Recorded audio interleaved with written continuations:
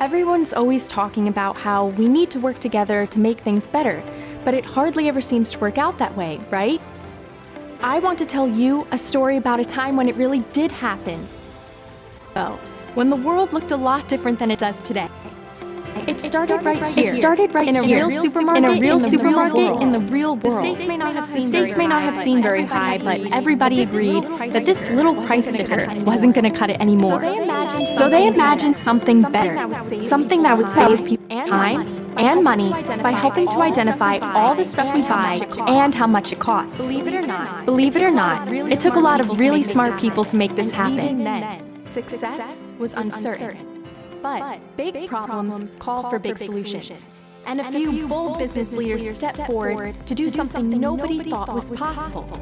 They put aside their differences and worked together to create a new and better way to shop. In other words, goodbye price sticker. On March 31st, 1971, 50 years ago now, this group of leaders met up in New York City, and they agreed on three things. First, they agreed to collaborate on a way to tell this can of soup apart from this other can of soup. They called it a Global Trade Item Number, or GTIN for short. It's kind of like an ID card number for things.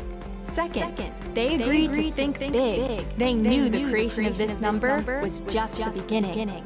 Eventually, they imagined it could be used outside the grocery store checkout counter, from warehouses to boardrooms and everywhere in between. Lastly, they agreed to innovate. They decided to continue working together on a barcode that would make everybody happy. I think the major concern was that we had these black lines on here, defacing my label. My committee took 2 years to be sure that there was equipment out there that could read it, and that we could tie it into cash registers and that it would work. Just imagine if two barcodes couldn't be read by the same scanner. It would be chaos. And so for this to take off, everyone had to speak the same language. 2 years later, they finally had one that was easy to print and easy to scan too. It took a few more years just to add another digit onto the GTIN number. That may not sound like a big deal, but that one extra digit allowed barcodes to travel all over the world. It's hard to imagine, but back then, a tiny product code pushed the limits of data processing almost to the breaking point. I think it took us 3 years to have scanning in all of our stores. It's hard to imagine now, but years ago this was just sheer magic. Flash forward to today, and a phone that fits in your pocket can do almost anything.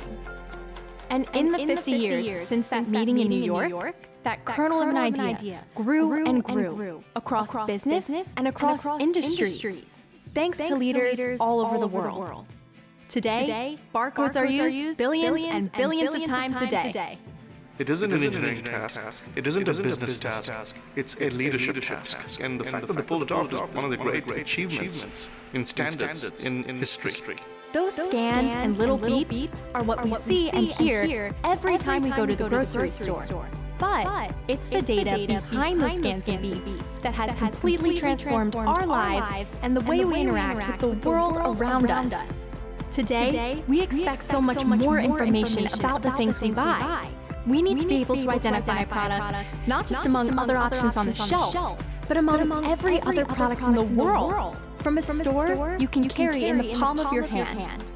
We need to know if a product, like this can of soup, is authentic, whether it's been recalled or expired, and where the ingredients came from. Can I order it with voice command? Can you deliver it to me in 2 hours? That would be nice too. But this isn't just about grocery shopping. Today, information about a product can literally mean the difference between life and death. Healthcare professionals are facing a constant challenge to deliver the highest level of care possible to as many patients as possible by getting them the right medicines, medical devices, and of course, vaccines safely. Meeting those challenges has required the healthcare industry to make big changes, often driven by regulation, while addressing the need for global interoperability. So, they embrace an advanced barcode called the GS1 Data Matrix for medicinal products. This new barcode contains more than just the G-TIN number.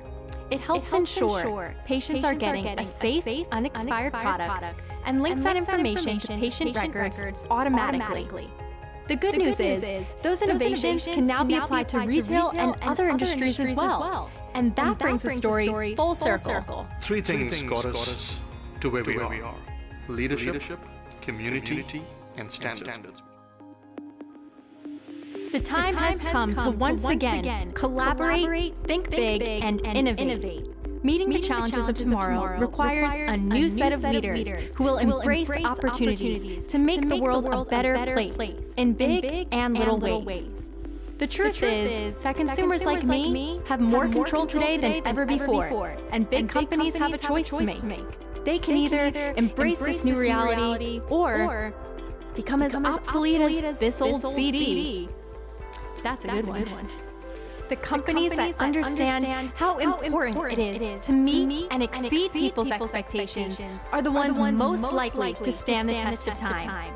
Today, businesses are staring down the same three challenges they faced 50 years ago. And with more and better data needed than ever before, this little barcode just isn't going to cut it anymore. To do so, leaders need to think big. If a barcode number is like an ID card number, then products today need a website and social media account too.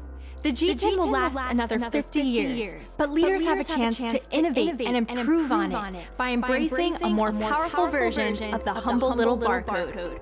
One that will help a stressed out dad confirm that a candy bar doesn't contain peanuts. One that will help a customs officer working the night shift confirm that your product isn't counterfeit. One that will help people like me connect to your product in more meaningful ways than ever before. And yes, one that will still go beep beep at the checkout counter. I'm proud to have been a part of this group. We pass the baton to you. And that is so exciting. I wish I had another 30 years to put to this. Getting this right is the challenge of a generation. The next 50 years begins today.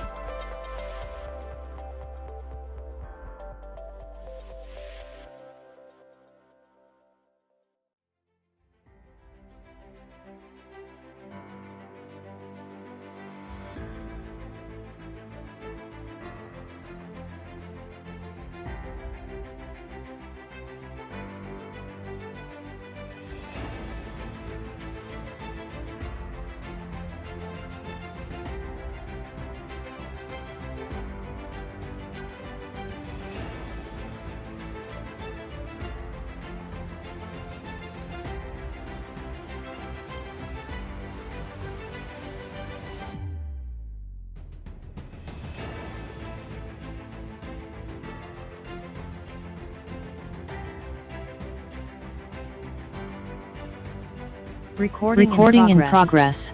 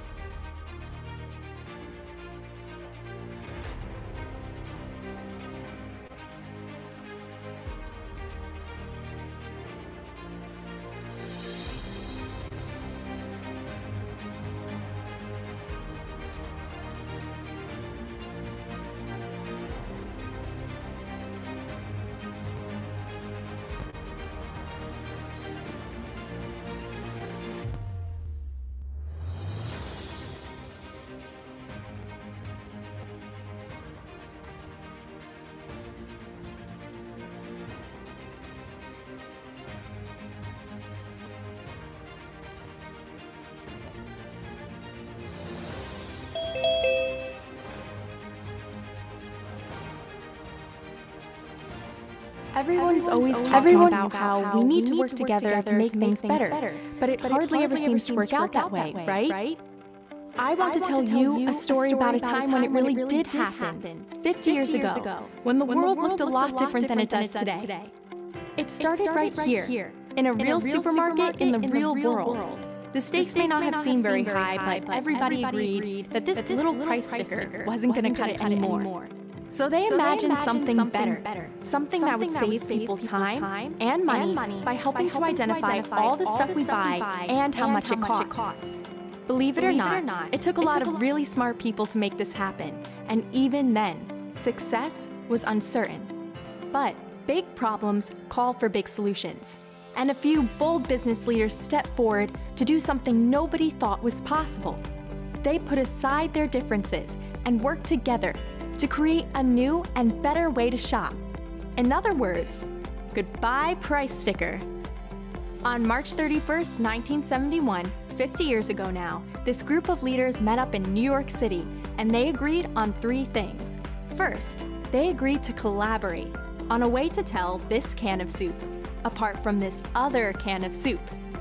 They called it a Global Trade Item Number, or GTIN for short. It's kind of like an ID card number for things. Second, they agreed to think big. They knew the creation of this number was just the beginning. Eventually, they imagined it could be used outside the grocery store checkout counter, from warehouses to boardrooms and everywhere in between. Lastly, they agreed to innovate. They decided to continue working together on a barcode that would make everybody happy. I think the major concern was, do we have these black lines on here, defacing my label? My committee took 2 years to be sure that there was equipment out there that could read it and that we could tie it into cash registers and that it would work. Just imagine if 2 barcodes couldn't be read by the same scanner. It would be chaos. And so for this to take off, everyone had to speak the same language. 2 years later, they finally had one that was easy to print and easy to scan too. It took a few more years just to add another digit onto the GTIN number. That may not sound like a big deal, but that one extra digit allowed barcodes to travel all over the world. It's hard to imagine, but back then, a tiny product code pushed the limits of data processing almost to the breaking point.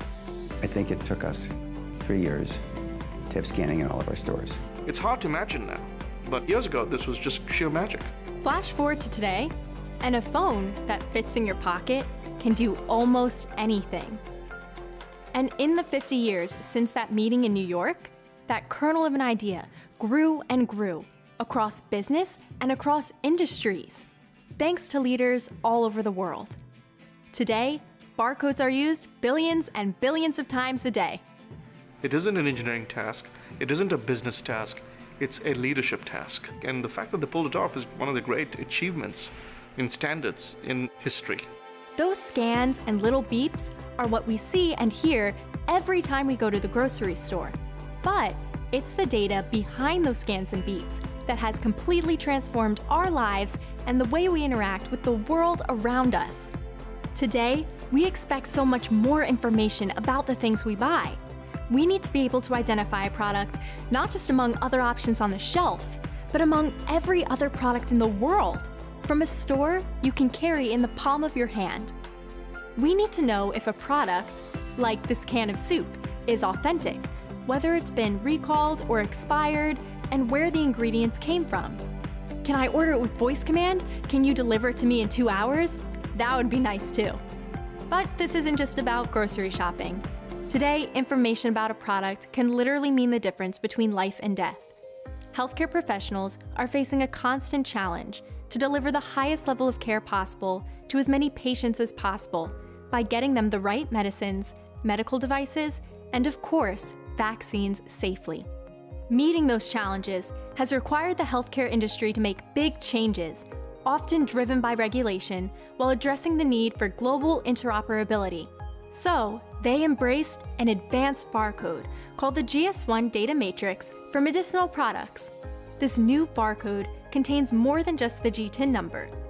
It helps ensure patients are getting a safe, unexpired product and links that information to patient records automatically. The good news is, those innovations can now be applied to retail and other industries as well. And that brings the story full circle. 3 things got us to where we are: leadership, community, and standards. The time has come to once again collaborate, think big, and innovate. Meeting the challenges of tomorrow requires a new set of leaders who will embrace opportunities to make the world a better place in big and little ways. The truth is that consumers like me have more control today than ever before, and big companies have a choice to make. They can either embrace this new reality or become as obsolete as this old CD. That's a good one. The companies that understand how important it is to meet and exceed people's expectations are the ones most likely to stand the test of time. Today, businesses are staring down the same 3 challenges they faced 50 years ago. And with more and better data needed than ever before, this little barcode just isn't going to cut it anymore. To do so, leaders need to think big. If a barcode number is like an ID card number, then products today need a website and social media account too.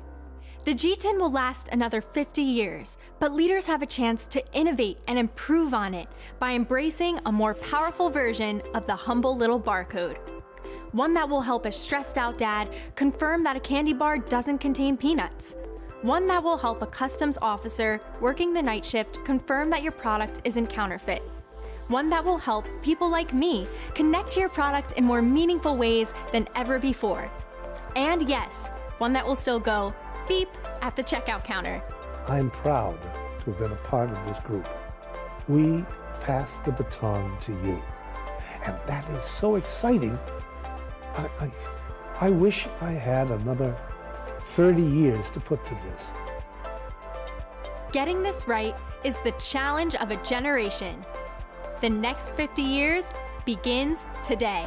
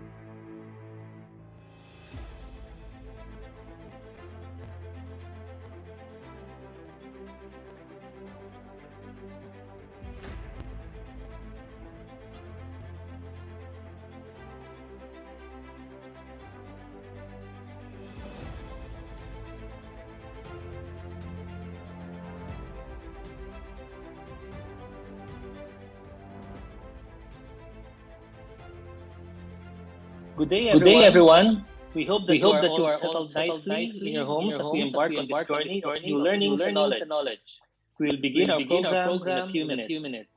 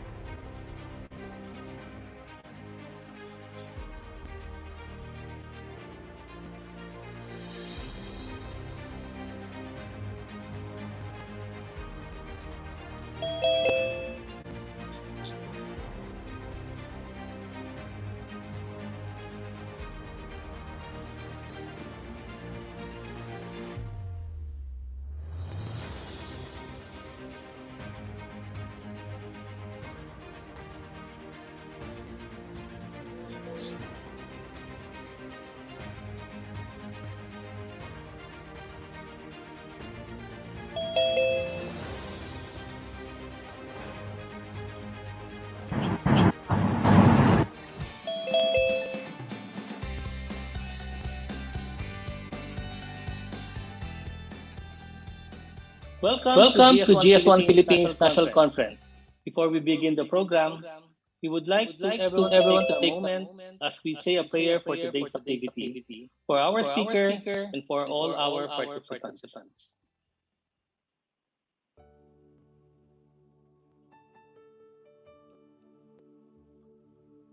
To our Lord of heaven and earth, we come to you this hour, asking for your blessing and help us as we gather together.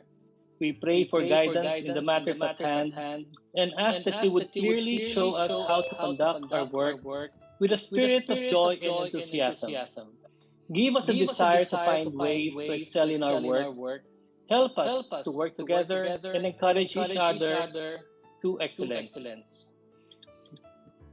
We ask that we challenge each other to reach higher and farther to be the best that we can be. We pray that we search for knowledge and study that we would discover divine treasures that we can use in our practices. May we be able to sift through all we see, read and hear, and find the gems that we need. Guide our pathways together today as we look for knowledge. May we drink from your word and pour out these heavenly waters on others. Thank you for all our gifts, especially the gift of a good life. Amen.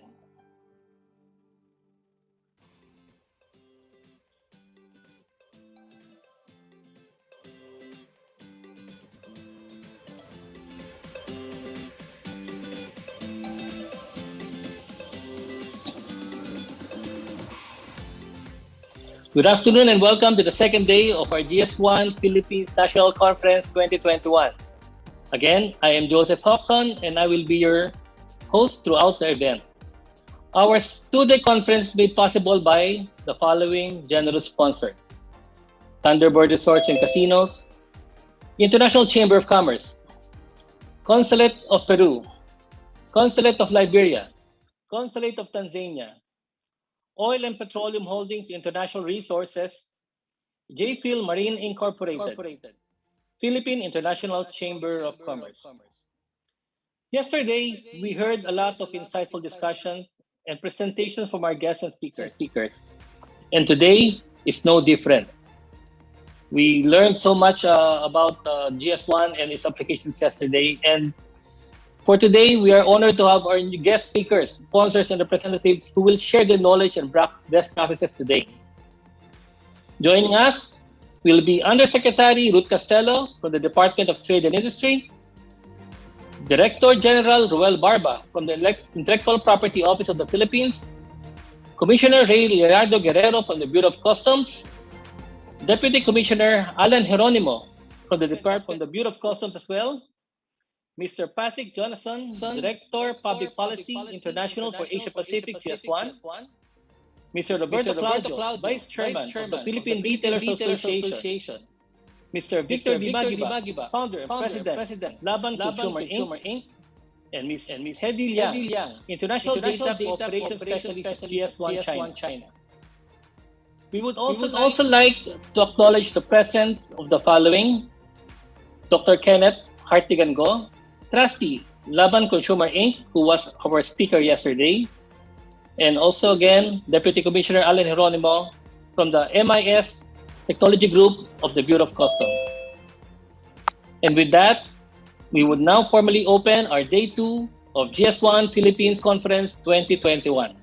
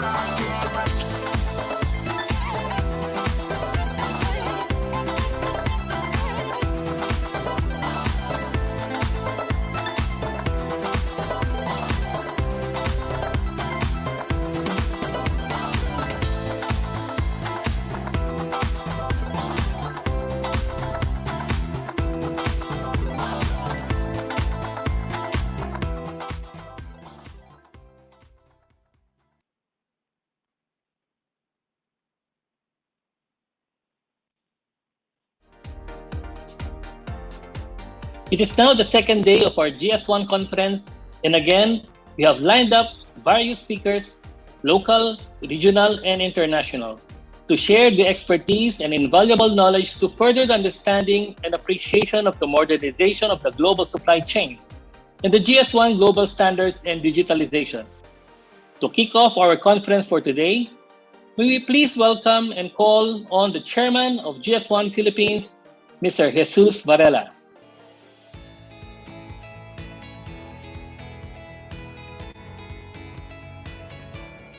Thank you, Joseph. In these times of pandemic, where each hour is important, especially for government officials, who, after all, are always on their toes for any eventualities, I am honored that our distinguished guests this afternoon have generously given us a window enough for all of us to get together and grapple with the challenges of today. and provide more opportunities for collaboration and cooperation among industry stakeholders and our government. To the Department of Trade and Industry's champion of Philippine standards, the gracious and gorgeous Yusek Ruth Castelo, the hard-working keeper of our borders, Customs Commissioner Ray Leonardo Jagger Guerrero, our private sector partner, the ever-reliable and very efficient anti-counterfeit czar and IT champion Roel Barba, our mentor from Asia Pacific Global GS1, Patrick Johansen, our partner from China, Ms. Hedy Liang, the dependable guardian of retailers,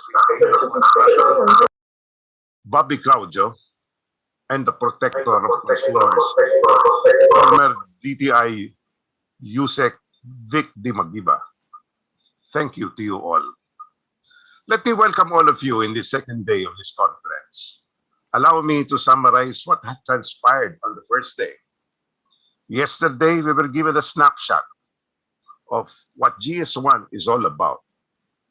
In a nutshell, GS1 Philippines is part of 115 member organizations in as many countries, bound by the principle of participation, collaboration, consultation, and inclusion.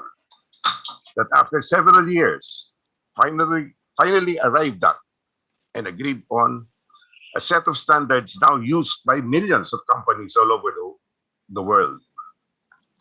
These standards, represented by those barcodes and the series of numbers under those codes and what they represent, is now dubbed as the global language of business. We are happy yesterday to note that the Department of Agriculture Secretary William Dar has not only embraced digital technology, but has challenged the private sector and GS1 to be part of his national program to ensure food safety and adopt standards which will uniquely identify farms, products, logistics, retailers, and markets. Our Hong Kong expert Heidi Ho shared a successful model of track, tracing, and recall system, which industry stakeholders may wish to benchmark. And I assure Director General Barba that no copyright will be transgressed on this. The agribusiness sector yesterday accepted the challenge of Secretary Dar and spoke on the need of doing away with the silo practices and instead encourage consolidation and integration of production to achieve, among others, economies of scale and compete in international markets. The stakeholders were in consonance in adopting globally accepted and practiced standards of GS1 that empower consumers with informed choice prior purchase. The pharma and cosmetic sector stressed the need for government to adopt the global data standards and traceability process of GS1 to ensure the safety and protection of patients and consumers. Moreover, the system puts into check challenges on counterfeit and banned ingredients found in these health and healthcare products. Former Department of Health Undersecretary and FDA Director General Dr. Kenneth Hartigan-Go calls for a shift to global health security paradigm, mechanisms for pharmacovigilance, a rapid alert, and an enhanced preemptive systems on food and health products. He cannot overemphasize the importance of the integrity and traceability of health products. But he identifies the 5 problems that hamper immediate or timely rollout of some projects. And may I enumerate this as one. There is big difference in believing and talking about health, traceability, and getting it done. We may be good in rhetoric, but short in delivery despite the availability of digital technology. There is low trust in people, institutions, and systems we build. He says to retreat is not part of the equation, and government should always lead the reforms. Number 3, low aspiration to want better or do better. And more often, intervention is to fix the symptoms rather than the systemic causes.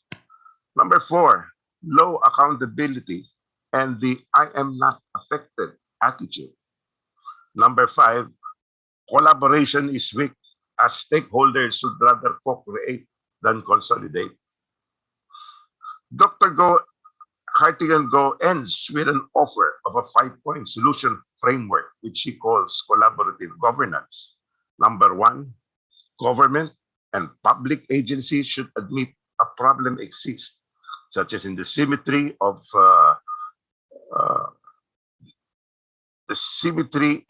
in power, resources.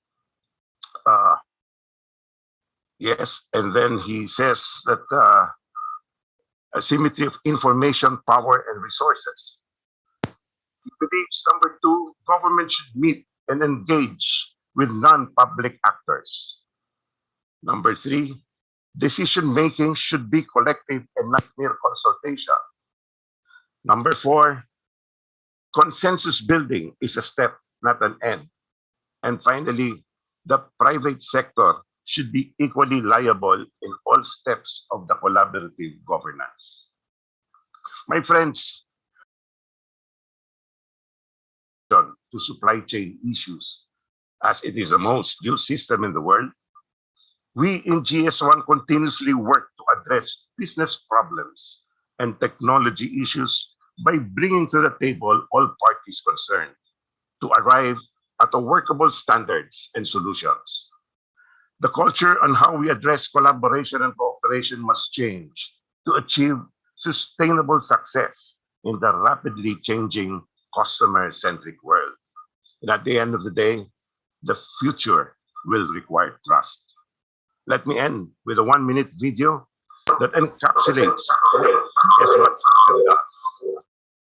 Thank you once again, and a pleasant and fruitful day ahead.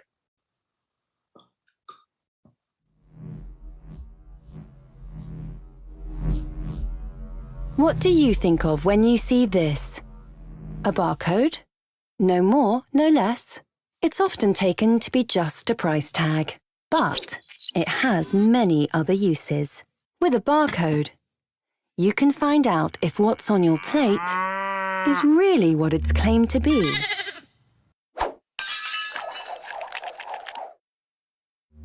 A barcode will make sure you won't be fooled by pirates. And what about the terrace you're building at home? Are those planks fully legit? They're not from the rainforest, or are they?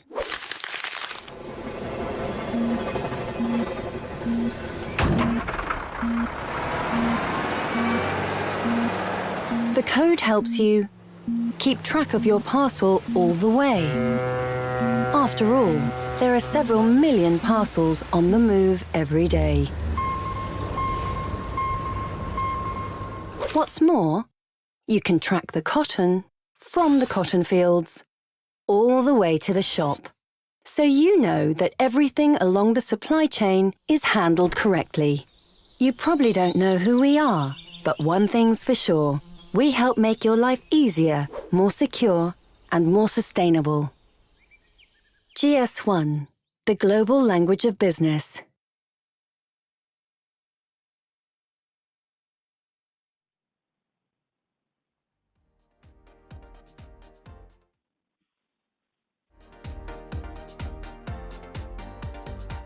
Thank you so much for that message, Mr. Varela. I would also like to acknowledge in our audience today, Ms. Ana Anastasio and Mr. Sergio Ortiz Luis. Today, we're going to talk about developing trust and trade with our honored guests and speakers. I'm sure everyone is excited to hear from them, so I won't keep you waiting any longer. First off, we will be hearing a presentation from an honored guest speaker who has bridged government with the private sector over the years, especially during this time of natural emergency. She's a lawyer by profession. Having been admitted to the Philippine Bar in 1994, she has continuously practiced the profession that has started with her 8-year stint as city attorney for Marikina City, handling litigation for the city government, to a more extensive litigation experience as a private practitioner with her own law firm. Everyone, please welcome Undersecretary Ruth Castello from the Department of Trade and Industry. Oh, hello, Dr. Hobson and everyone. Good afternoon. Of course, Chair GS1 Chair Jesus Varela. Good afternoon. It is an honor for the Department of Trade and Industry to be invited here. And in behalf of Secretary Lopez, we thank you for the generous invitation for having us participate in this forum. I'm going to make a brief presentation on developing trust through standards in the digital world. The slide is okay. Okay, so we're good. All right.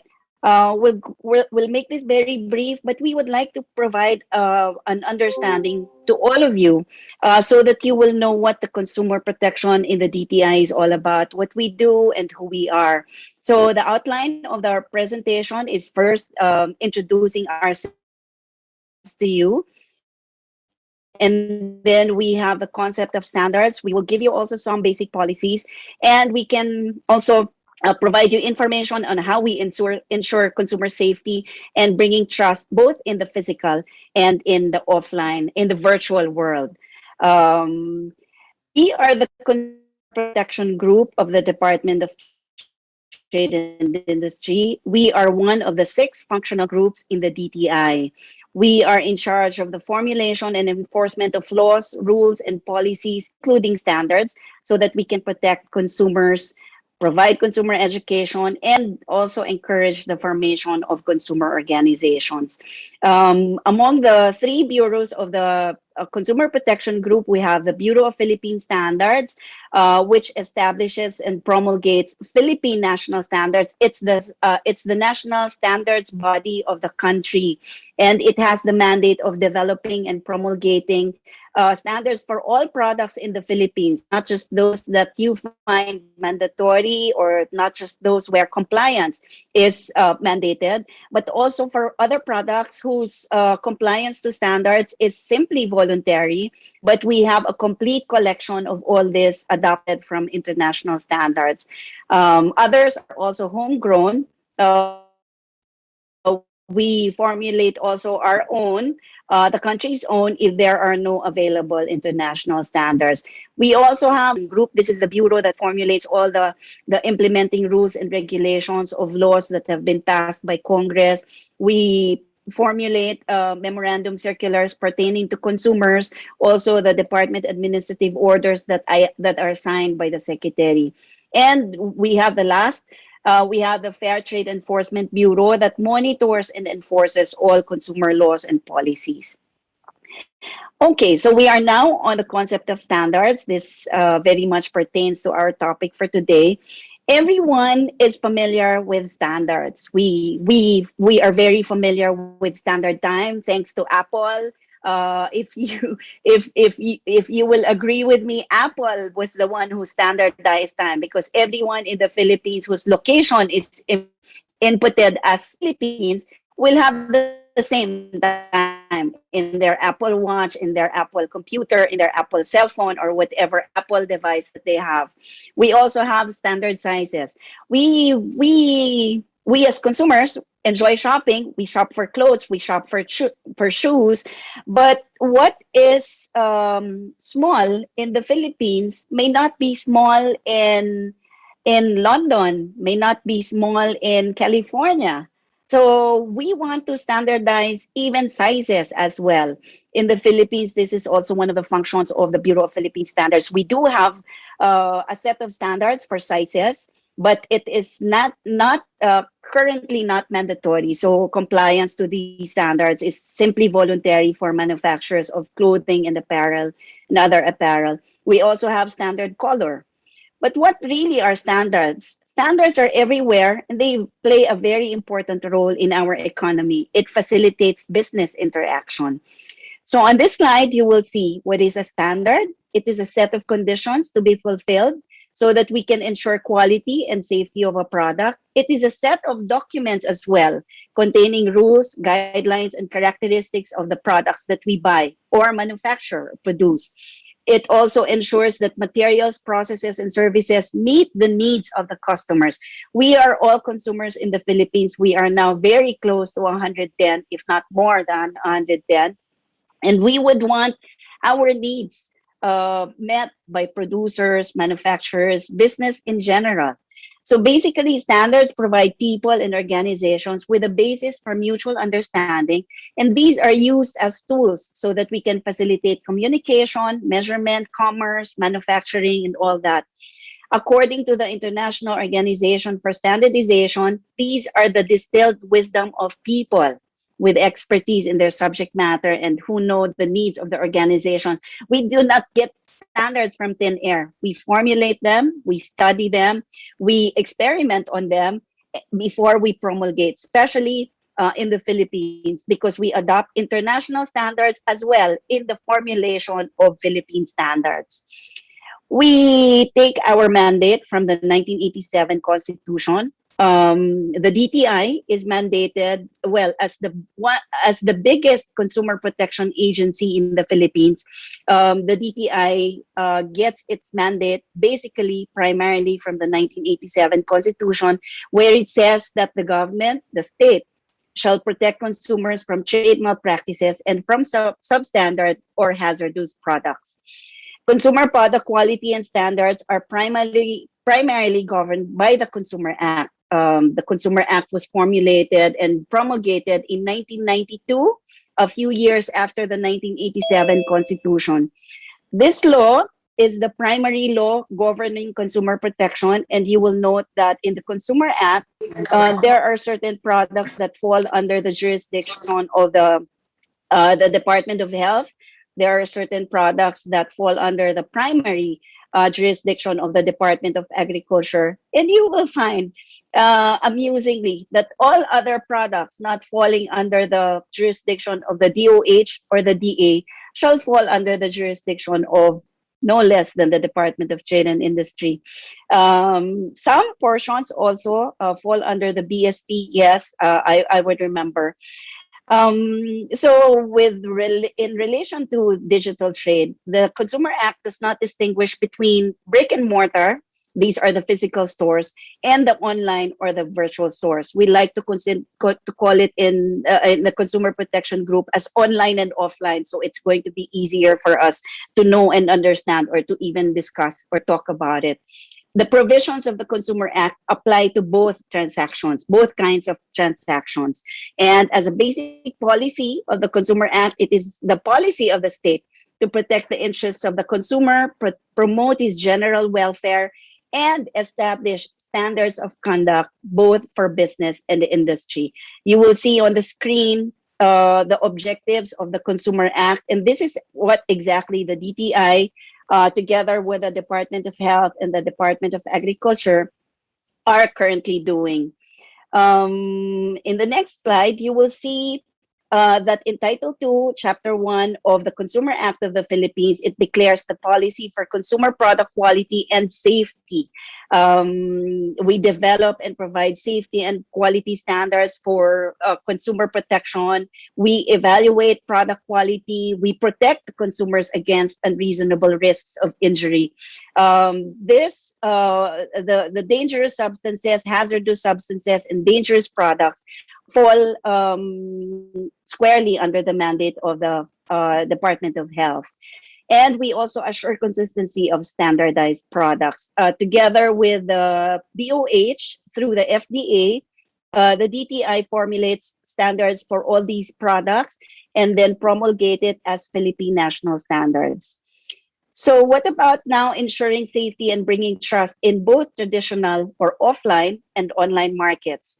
We have the Philippine National Standards. Our Bureau of Philippine Standards promulgated notable standards in digital trade so that we can support the role of the sector at the forefront of retail in the current pandemic crisis. We have the Philippine National Standard 2155-2020. This is the technical reference on guidelines for electronic commerce transactions. And this is a set of guidance documents for online businesses implementing, maintaining, and improving internal processes and policies that relate to business to consumer as well as consumer to consumer transactions. This also is in support of the United Nations Sustainable Development Goal number 8, providing decent work and economic growth, as well as SDG 9, that is industry innovation and infrastructure, and SDG 11 on sustainable cities and communities. We also have the Philippine National Standard adopted from ISO 14452-2020. This is the network services billing requirements. This is a set of guidance documents for providing for minimum requirements for billing of all our consumption-based utility network services for all domestic consumers. It is applicable to utility network services that are, whether it is unmetered or metered at the point of delivery or metered remotely. It covers as well any unmetered or unmeasured charges appearing on the same bill. These would be the telco bills that we all have, as well as flat rate charges. This, in turn, this standard contributes to the promotion of United Nations Sustainable Development Goal number 12 on reducing inequality. We also have PNS ISO 2488-2020. This is the online consumer reviews, principles and requirements for their collection, moderation, and publication. The PNS, this PNS provides requirements and recommendations for the principles and methods for review administrators so that they can apply this in their collection, moderation, and publication of online consumer reviews. This standard promotes or contributes to the promotion of United Nations Sustainable Development Goal number 9 on industry, innovation, and infrastructure, and Sustainable Development Goal number 12 on reduced inequalities, and 16, SDG 16 as well, on peace, justice, and strong institutions. We have also PNS ISO 2259-2020, the guidelines on consumer warranties and guarantees. This is very useful to the consumer protection group in DTI. This specifies the form and content of warranties and guarantees.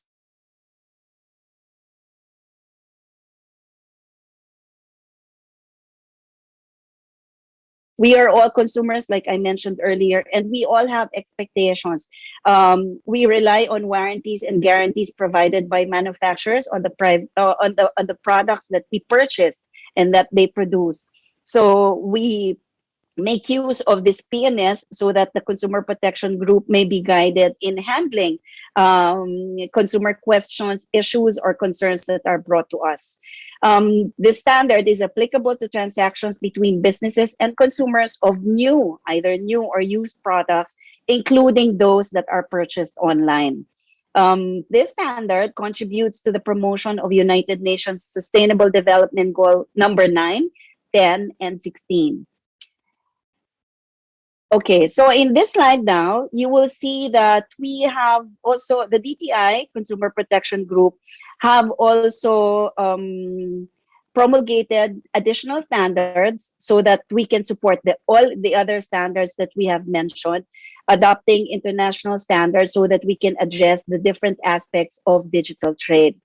You will see on the screen, we have technical regulations.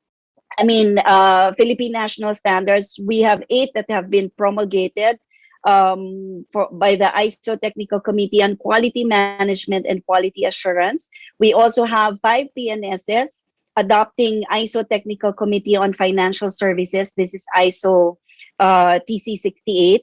And then we also have 5 PNSs promulgated in support of information security, cybersecurity, and privacy protection. So all these standards are intended, are primarily, and well, the only objective that we have here for promulgating these standards is to protect all of us consumers, so that if you would need any of the other standards that we have in the Bureau of Philippine Standards, you will see here the code. It says "Can Me." It's an attractive invitation to all of you if you want to visit the website and see more standards that we have in the BPS so that you can procure them. Okay, so I will make this now very quick. I think my time is running out.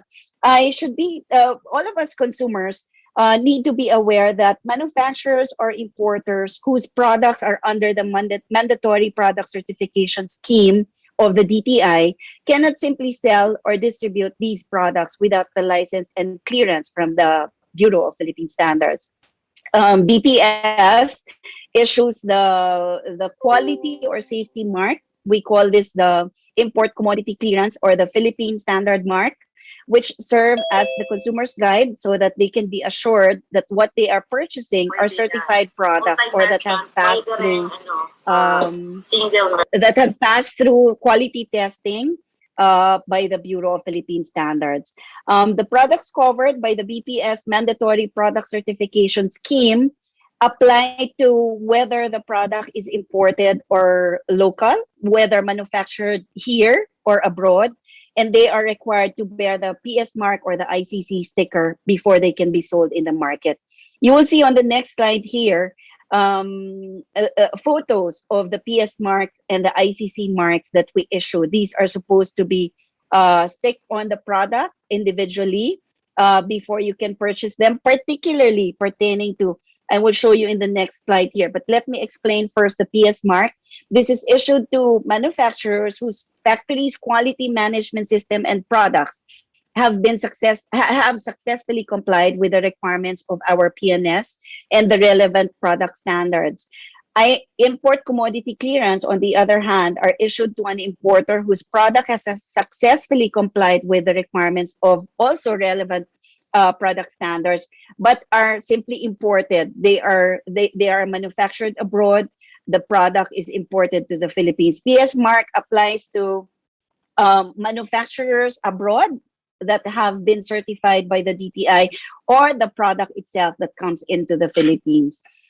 So on slide 18, you will see here electrical products. These are some of the products covered or under the mandatory certification scheme of the DTI. It includes household appliances. You would see ordinary lamps. You would see ordinary electric fan, television set, or air conditioning. These are products that need to be certified by the DTI.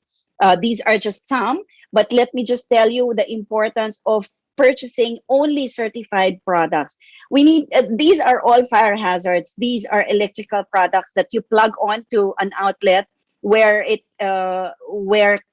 electric current flows and where it can cause fire. It's very hazardous to individuals who purchase products that are not certified by the DTI. It can cause. We always advocate on this one, especially during the month of March on the fire prevention month. We always say that products that are uncertified run the risk of causing fire. They're therefore running the risk of, providing the risk to consumers who purchase this, especially in dense communities where houses are adjacent to each other, where the space is small, and where one house that burns will burn all the other 500 houses in the community. On slide 19, you will see mechanical and construction materials, including steel, plastic pipes, and cement.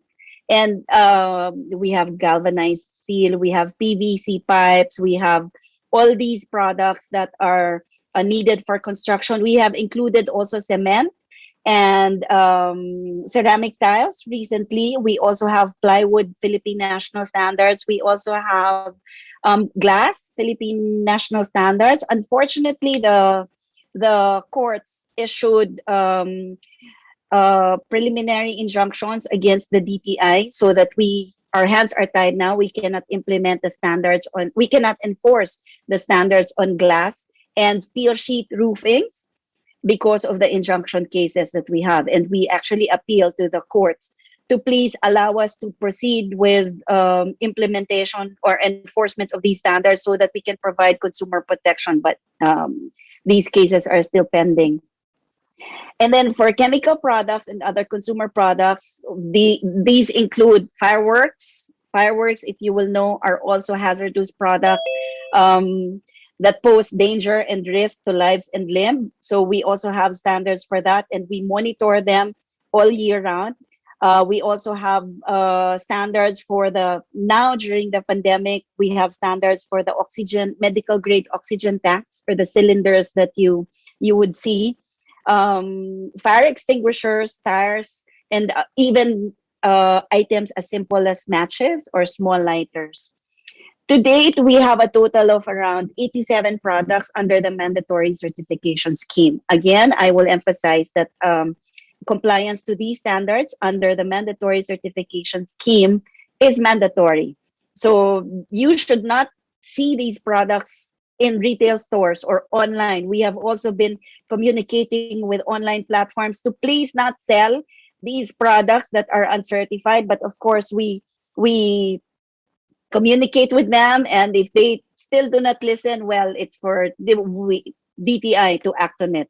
But as consumers, all of us here are consumers. If you find anything in the list that are found in the market that are uncertified, that do not bear the PS mark or the ICC mark, please do let us know so that we can immediately dispatch our personnel and act on this accordingly. We are really not supposed to find these products in the market for consumer protection.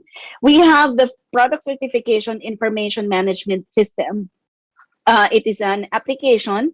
It is a mobile application. You can download the app in your phone, and then you can just scan the ICC mark that you see on a product, and there you will know whether this product is registered or not. If you find if the device says no record, that means that the product is not in our system. But if the product is recorded in our system, you will find the name of the manufacturer, the location of the manufacturer, when this is produced, what are the components of this particular product, and so on and so forth. You can try it in your own mobile devices. Just download the PSIMS application. Okay. And then, sorry, I was talking about the ICC certification scheme. This is the ICC application that you can download in your phone. PSIMS is also, this is a product certification information management system. Application for all products, a product certification is done online through the PSIMS. This is done end to end, paperless, fully paperless, even up to payment. And then once you're approved within 16 working hours, the Bureau of Philippine Standards will also already be able to tell you if you still need to submit additional documents, or if your application has already been approved or not. So we are also complying with the provisions of the ARTA law on ease of doing business, so that application for product registration is very fast. This lessens processing time of applications, and purely virtual. You do not need to leave the comfort of your homes to apply for product certification with the Bureau of Philippine Standards. What does DTI do with non-compliance of manufacturers or products? Whether manufacturer or retailer, the DTI, through the Fair Trade Enforcement Bureau, enforces on retailers and sellers of these products. Our field personnel are out in the market every day monitoring all these 87 products to make sure that they comply with Philippine national standards. We also do market surveillance so that we can find out if all manufacturers or all retailers comply with our standards. And then we are also able to do test buys where we purchase clandestinely, anonymously. We purchase the products and see if such product really passed the standards. We also provide consumer assistance. Of course, anybody can call DTI 1384, but the Bureau of Philippine Standards also audits the manufacturers, whether they are located here or abroad. We do random audits, visiting the plants, manufacturing plants, just to make sure that they comply with production standards before they are able to release these products to the market. We are guided by the policy issued in 2007, specifically for standards enforcement. We have Department Administrative Order number 02, series of 2007, so that we can protect interests of the consumers through standardization and level the playing field as well for among the business sector. We assure compliance of products and services with the PNS requirements. We are also able to expedite disposition of cases or resolving the cases pertaining to standards violations. And then we also focus on products under the mandatory list. I'll just give you a brief background of this department administrative order. But first, let me tell you what is a substandard product. A substandard product is those that fail to comply with applicable consumer product safety rules, which creates, of course, substantial risk of injury to anyone or to the public in general. We have certain parameters such as markings, we have the safety requirements, the mechanical properties, and the chemical properties also of the product. And here in the next slide, you will see the Department Administrative Order 2 series of 2007 is a guideline issued to define that so that we can define the responsibilities and liabilities of all those involved, the stakeholders involved, manufacturers, importers, traders, wholesalers, distributors, and all their agents, so that we can be assured that they comply with products with the Philippine national standards, and or that they have the PS mark or the ICC mark. The issuance covers businesses who engage in the selling of products under the mandatory list. These are the 87 products that we mentioned earlier. So here, we conduct test buy operations. We also do enforcement operations and market surveillance. And then in doubt too, there are certain prohibited acts, whether it is license related or product related in the next slide, or implementation related. I'll just make this very brief.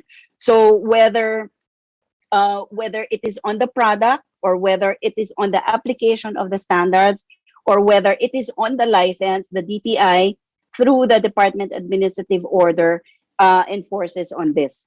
Okay, penalties and sanctions. The DTI can issue cease and desist orders. We can also seize the products or condemn the products once we find after a due process that the products really should not be sold in the market and that a violation has really been committed by the business. And we also are able to impose a huge administrative fine of 300,000 pesos. The Consumer Act is currently being revised by both the House of Representatives and the Senate, and the DTI has submitted certain proposals increasing this amount so that businesses, I'm not saying that all businesses, but there are a few businesses that violate the standards and that need to be meted out a higher penalty. So filing of consumer complaints. The DTI is open to all kinds of consumer complaints. You can call the DTI 1384 or you can send us an email at consumercare@dti.gov.ph. You can also walk in or send us slow mail or snail mail, as they say. If you still want to use stamps, you can just send it to us with a postage stamp from the Philippine Postal Office. Okay, we also do cross-border consumer complaints resolution. This is a commitment of the Philippines in the ASEAN. All 10 ASEAN member states need to have the online dispute resolution system so that we can eventually do cross-border complaints resolution. Right now, we are already on phase 2 of preparing for the ODR, the Philippine ODRS. We hope for this to be completed by the end of this year so that we can start rolling it out early next year. This is a commitment of the Philippines to the ASEAN, like I mentioned earlier, and all other countries also have the same commitment so that we can do cross-border transactions. An example would be a Philippine consumer having a complaint against a Singaporean seller. Government to government through the ODRS, we can discuss it with them and resolve the issue.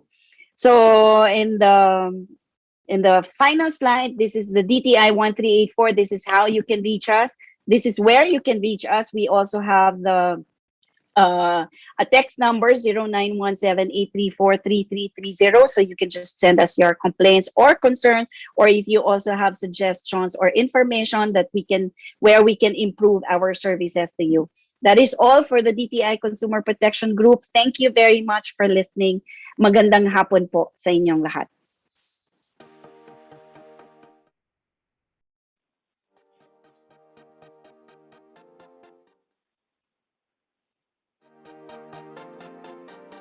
Thank you so much, Undersecretary Ruth Castello.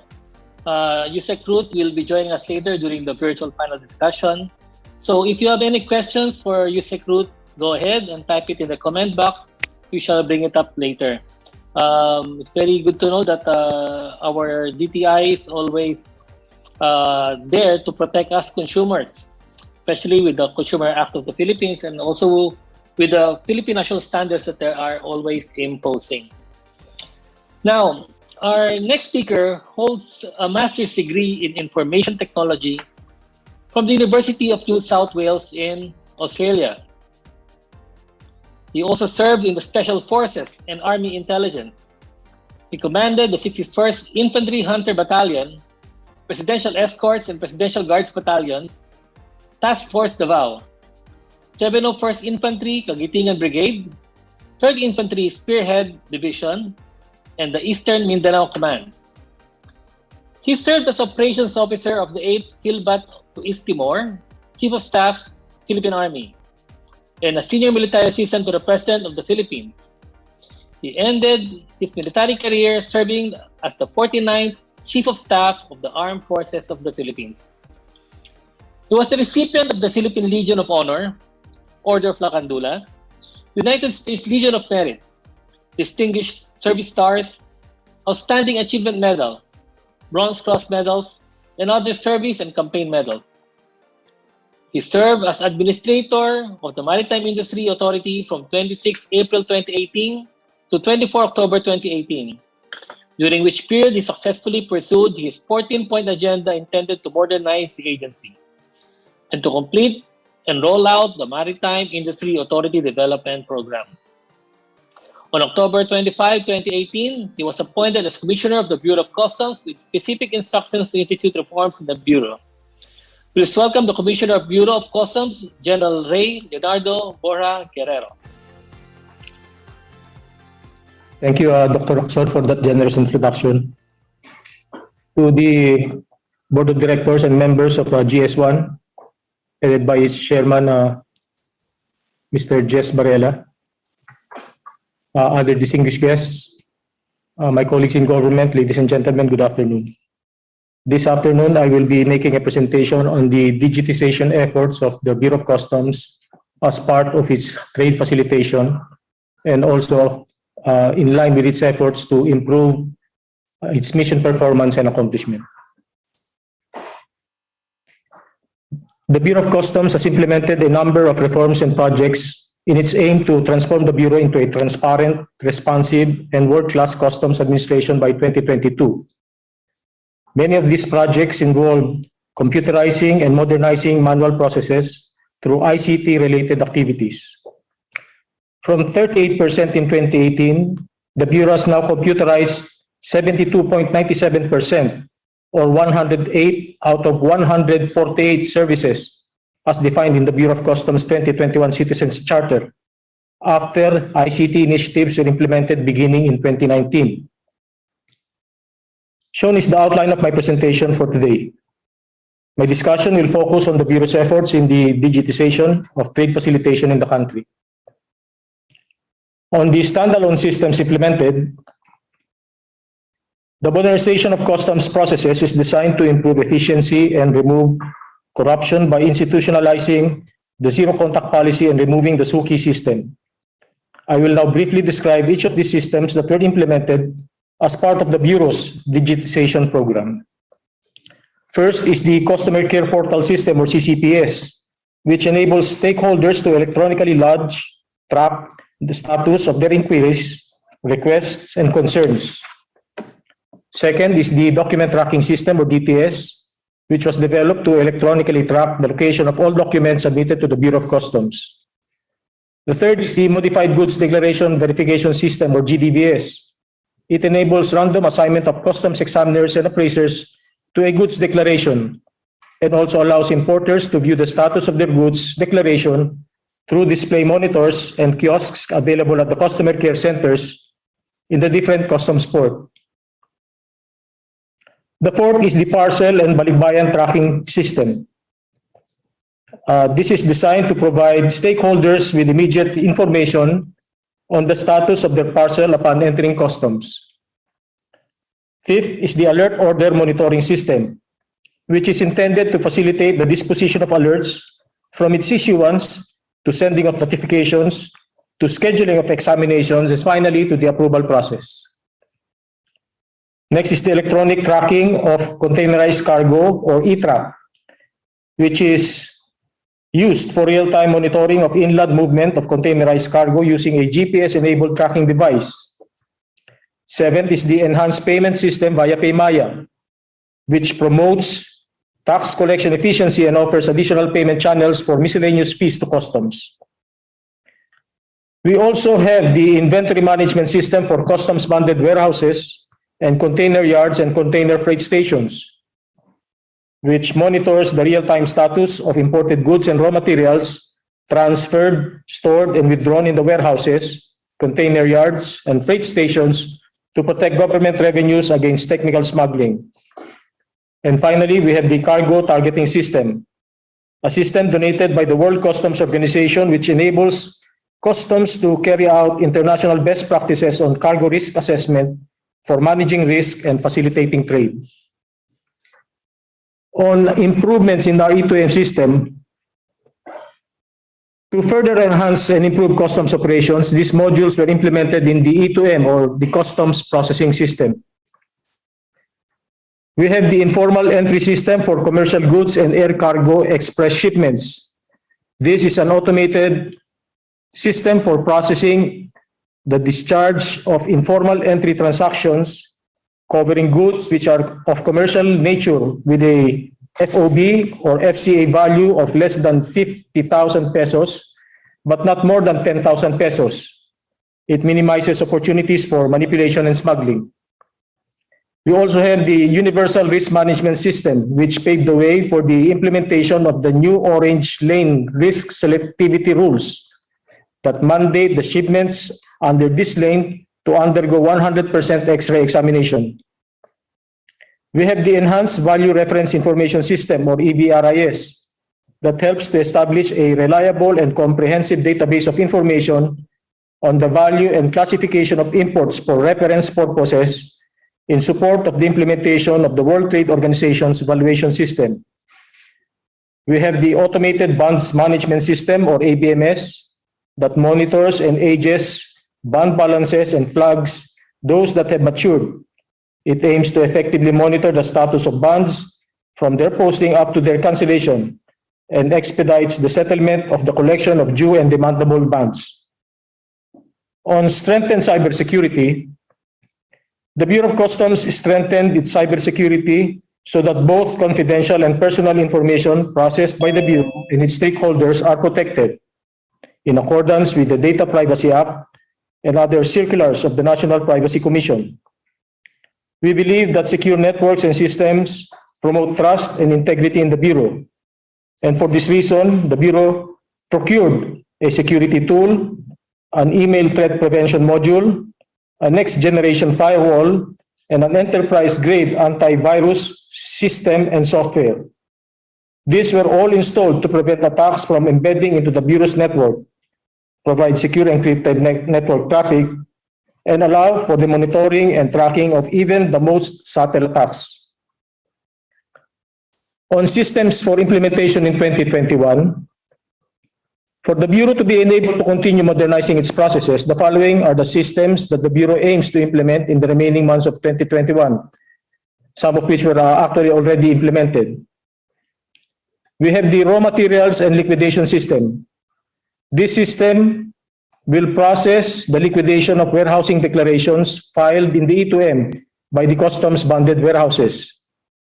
It interfaces with the Automated Bonds Management System, or ABMS, to automate the charging, of the warehousing bonds filed to cover the duties and taxes on raw material imports and the subsequent cancellation of the charged amount upon liquidation of the warehousing declaration.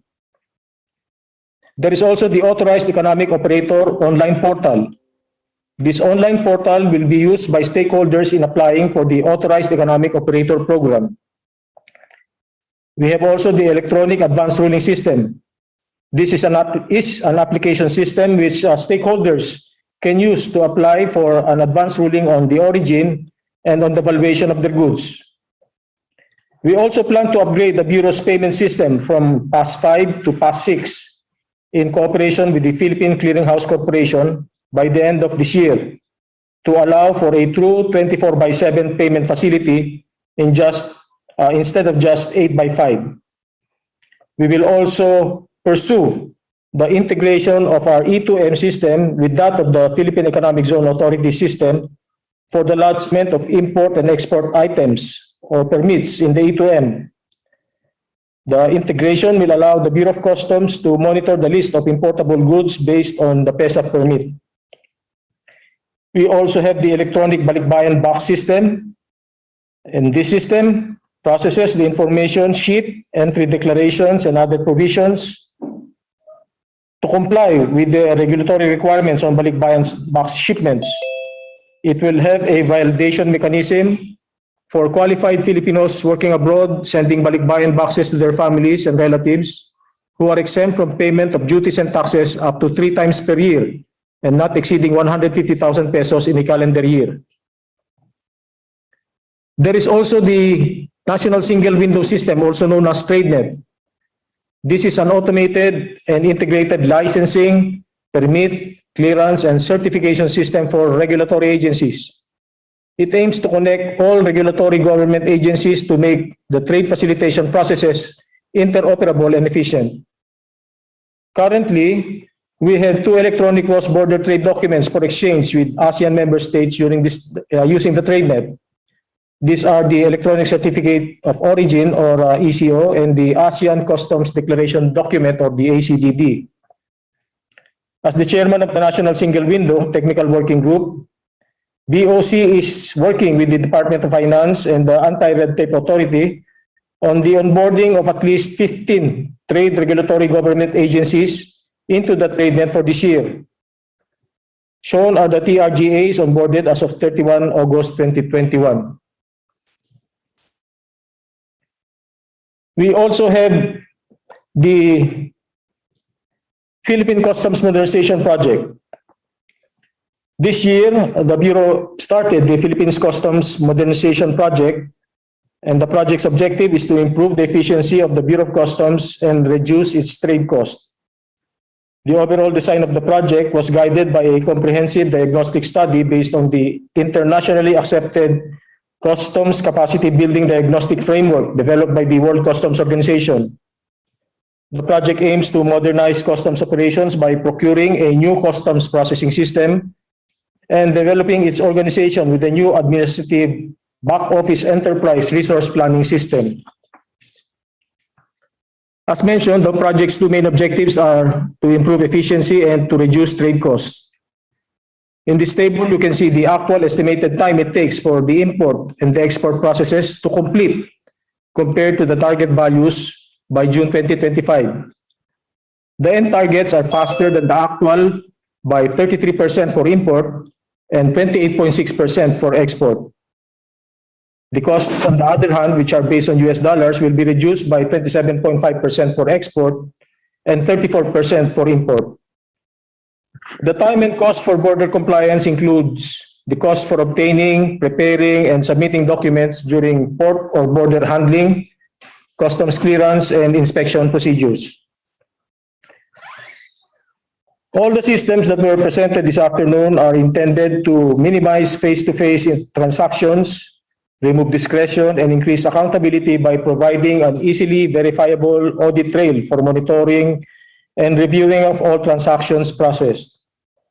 All were designed to comply with the Republic Act 11032, otherwise known as the Ease of Doing Business and Efficient Government Service Delivery Act, and also the Customs Modernization and Tariff Act. The digitization efforts of the Bureau of Customs is geared to impact on the improvement of the agency's integrity, establish public trust to improve trade facilitation, and ensure border protection. That ends my presentation. Again, good afternoon.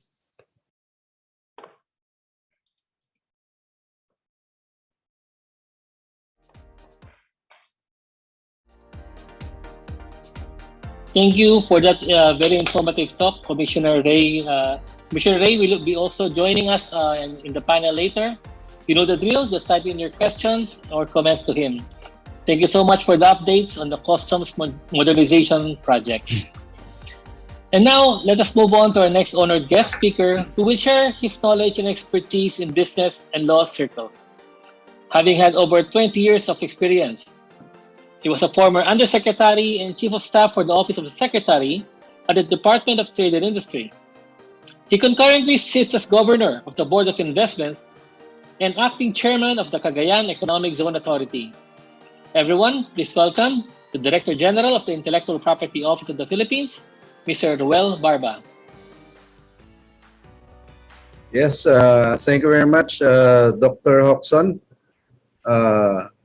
First of all, at the outset, let me share with you that the Intellectual Property of the Philippines is one of the first government agencies which have digitized or digitalized its processes since last year. In fact, we issued the directive last October of 2020 that we will only accept applications. And currently, we are no longer accepting manual applications here in the office. So ladies and gentlemen, good afternoon to you all. Thank you to my good friend, Attorney Jess Varela and GS1 Philippines for inviting us to discuss the Philippines' efforts in promoting intellectual property development and protection through digitalization. We are also thankful for the support provided by GS1 standards to accurately identify authentic products in the global supply chain to help our nation fight counterfeiting. Before COVID-19, the world was already dealing with the online crimes brought about by the digital revolution and the complex challenges they presented in enforcing laws and regulations. However, with the pandemic accelerating the digital shift, many countries, including the Philippines, reported an unprecedented surge in online crimes. In particular, these crimes were related to IP rights, like counterfeiting and piracy. Because of this, we are aiming for legislative reforms to establish more efficient action against IPR infringements and increase penalties against infringers. The whole of society, the Intellectual Property of the Philippines, is leading the development of more robust enforcement strategies in the online space. We are also improving border safeguards, the judicial system, and nationwide awareness to curb counterfeiting and piracy in the Philippines. By doing all of this, we ensure safer online trading for our people, which would boost consumer confidence in e-commerce. This in turn will contribute not only to our country's economic recovery from the pandemic, but also support stakeholders as well as promote further IP development. Given the digital shift in various aspects of people's daily lives, from commerce to entertainment, at the start of the pandemic, IPOPHIL had already expressed concern about the possible upward trend in counterfeiting and piracy.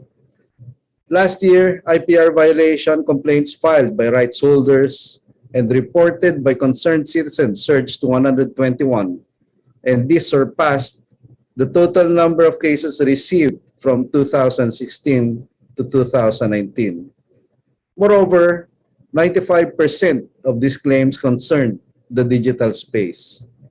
In response to this surge, IPOPHIL, through its IP Rights Enforcement Office, issued new rules to expand its enforcement functions online. This would provide more remedies for rights holders to support them in protecting their IP rights. Under the new rules, IEO can, on its own initiative, do the following. 1, monitor marketplaces. 2, immediately and temporarily stop IPR infringing operations through cease and desist orders. And three, endorse the cancellation of an infringer's business permits, including licenses. We'd like to point out that these new rules were crafted after consultations with our stakeholders. Thanks to IPOFIL's wider network of private sector partners, we managed to better understand the challenges they face and develop better enforcement measures in response. For example, IPOFIL has been engaging with digital platforms, commercial payment gateways, and rights holders through dialogue since 2018 to make e-commerce safer. That is why in March 2021, we signed a memorandum of understanding with e-commerce platforms and select rights holders. This MOU has the main objective of improving the notice and takedown procedures of e-commerce platforms. This also puts preventive measures in place, creates legitimate sharing of relevant information with authorities upon request, and institutes policies to prevent repeat IPR infringements. To ensure that we identify new developments in counterfeiting and piracy technologies and modes, the signatories are set to meet biannually to assess the progress and implementation of the MOU. If needed, we can expand its provisions to cover other actors such as internet service providers. We are also working on establishing a fast and rolling site blocking regime. To this end, we are collaborating with the Asia Video Industry Association, the National Telecommunications Commission, and local ISPs for a coordination mechanism towards a more streamlined and rapid blocking of pirate sites. We hope to lay out a clear-cut inter-coordination protocol for this process. At present, IPOFIL forwards a site blocking request to NTC, which has primary regulatory oversights over ISPs. In turn, the NTC reviews this before issuing an order for ISPs to comply with. In the future, we hope to institutionalize a process where NTC will recognize IPOFIL site blocking order and automatically order ISPs to follow. But in all these endeavors, we will implement a complaint validation process and review everything with a fine-tooth comb to safeguard access to legitimate content. This will also ensure that blocking only occurs in cases wherein all evidence firmly points to piracy. One thing we firmly believe in is that enforcement strategies must respond to emerging technologies that allow counterfeiting and piracy to operate on a grander scale while also making them more complex. As such, IPOFIL is supporting laws that will redefine enforcement strategies in the context of a digital economy. To this end, IPOFIL proposed a bill to amend the 1997 IP Code this year. These amendments will make the IP law system more robust, effective, modern, and forward-looking. This will also strengthen the Philippines' position as an attractive investment destination. The proposed amendments will allow the government to intensify its efforts in preventing counterfeiting and piracy.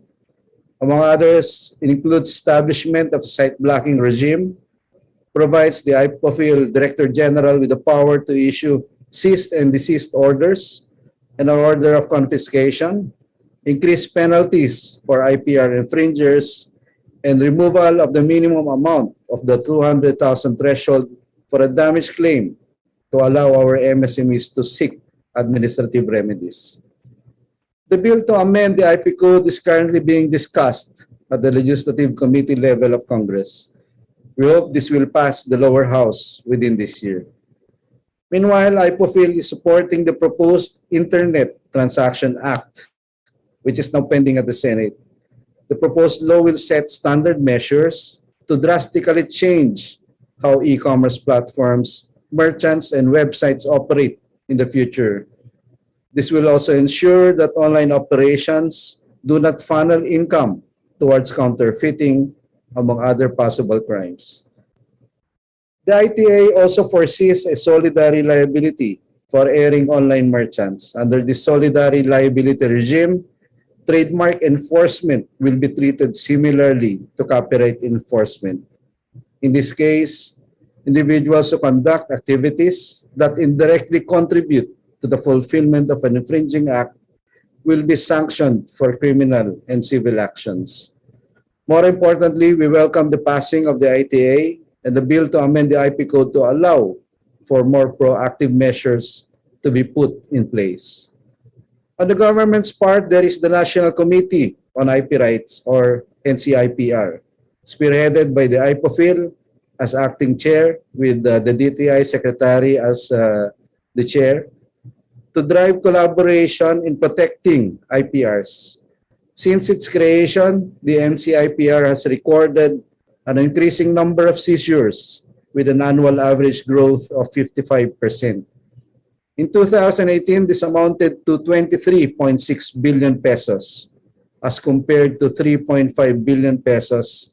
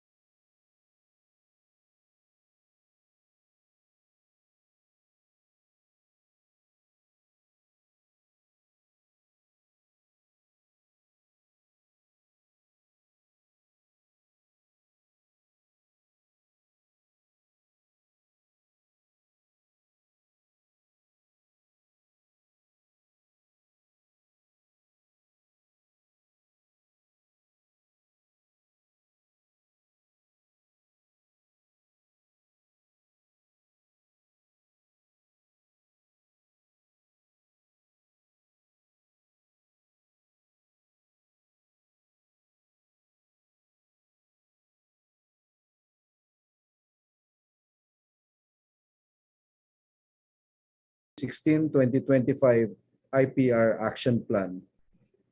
PNE is likewise considering the feasibility of engaging with the ASEAN Coordinating Committee on E-commerce. We will discuss best practices in securing e-commerce transactions in the region, which while also incentivizing MSMEs to embrace digital trade. These collaborative efforts are part of the Philippines' broader push to bolster ASEAN-wide efforts through its proposed ANI Acts Beyond 2020 program, specifically the ACTS Agenda, which stands for Awareness, Capacity, Technology, and Synergy, will speed up the region's enforcement progress. An important part of IPOPHIL's enforcement work also consists in making the justice system work for IP rights holders. Last year, the Supreme Court issued the 2020 Special Rules on the Prosecution of IP Cases, which amended the 2010 version. Initiated by IPOPHIL, the revised rules will improve and accelerate judicial proceedings in IP infringement cases. The most salient provisions of the revised rules include the following. 1, reducing the period for rendering judgment. 2, increasing the number of courts that issue writs of search and seizure. And 3rd, mandating the training of judges and court personnel. To strengthen IPOPHIL's network of partners, we've continuously been engaging with the rights holders to help them cope with the new challenges brought about by the digital economy. To this end, IPOPHIL is collaborating with the International Trademark Association, or INTA, to improve the Philippine trademark protection system and align enforcement strategies with the needs of brand owners. We're also working with Google and Facebook to conduct webinars to help rights holders use their existing search, detection, and management tools to have better control over the IPRs online.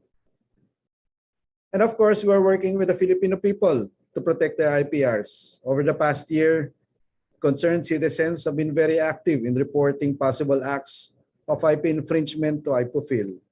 To maintain this engagement, we will be more deliberate in targeting consumers in our awareness and education campaigns.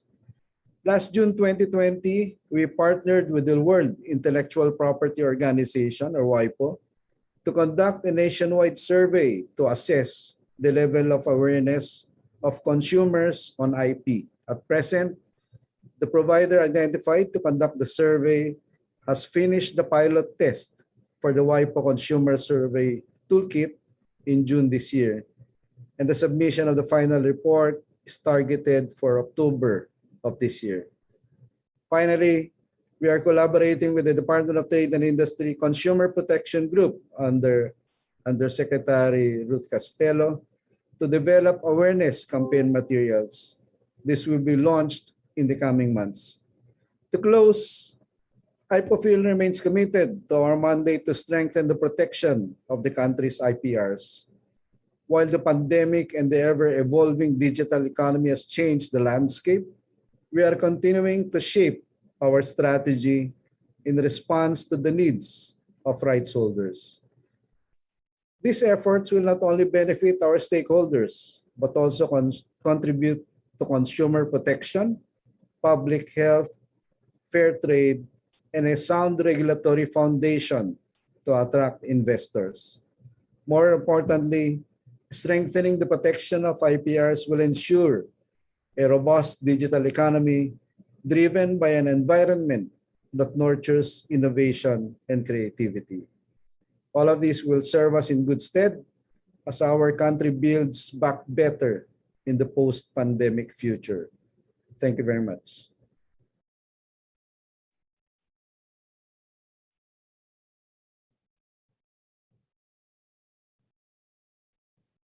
Thank you for that informative talk, Mr. Barba. We'll be joining Commissioner Ray and Yusek Ruth later for the visual panel presentation. Actually, I have a first-hand experience of the fast and streamlined application of trademarks with the IPO. I have applied 6 trademarks late last year, and sir, it was very, very fast and streamlined. Thank you very much for the modernization of Intellectual Property Office. Now, and of course, we have our next keynote speaker. But before that, I'd like to input this. In line with the government's strong foundation in terms of making trade relevant, ISONIM Philippines and Telenim Philippines will launch the following. Please take note. September is a good month to promote GS1 for the Philippine agricultural products. September 2, World Coconut Day, was first celebrated in 2009 by the Asian and Pacific Coconut Community. September 18, the World Bamboo Day was announced in 2009 by International Bamboo and Rattan Organization. September 29, National Coffee Day in the Philippines, showcases Lipa City as a coffee granary of the Philippines. GS1 can and should be applied to services. In the UK and Sweden, the government uses GS1 standards for electricity. And maybe we can send the link later on. Given the exponential rise of content creation in the digital supply chains, the Philippines can pioneer the use of GS1 for content creation. GS1 Philippines should set up a section on the website for GS1 solution providers. Companies like 8-Layer Technologies, which is developing the aggregate platform, should be searchable by interested farmer communities. Isonin Philippines can partner with DTI's IFOPHIL and BPS to provide the roadmap for using GS1 in intellectual property, which will facilitate royalty collection for digitally exported content such as music and audiovisual works. Telenin Philippines can partner with DOE to provide a roadmap for using GS1 in energy support to RA 11285 and GEMP, Government Energy Management Program, energy consumption reporting. GS1 will seriously work on these proposals. Thank you very much, Sec Che Cristobal. Now, on to our next speaker. We also invited a keynote speaker who will also share his knowledge and experiences that will definitely help us with our businesses. He manages GS1 Asia Pacific's government affairs and external cooperation with a specific focus on cross-border trade, traceability, and food safety. He has been driving the use of global data standards in international trade within APEC since 2013 and is working to further the use of supply chain standards to facilitate safety and efficiency in international trade processes across the region. Everyone, please welcome the Director of Public Policy International for Asia Pacific, GS1, Mr. Patrick Donason. Thank you very much, Chair, and good evening, everyone. So today I will introduce you to the work that GS1 is doing to facilitate trade and working with customs on trade facilitation and cross-border trade.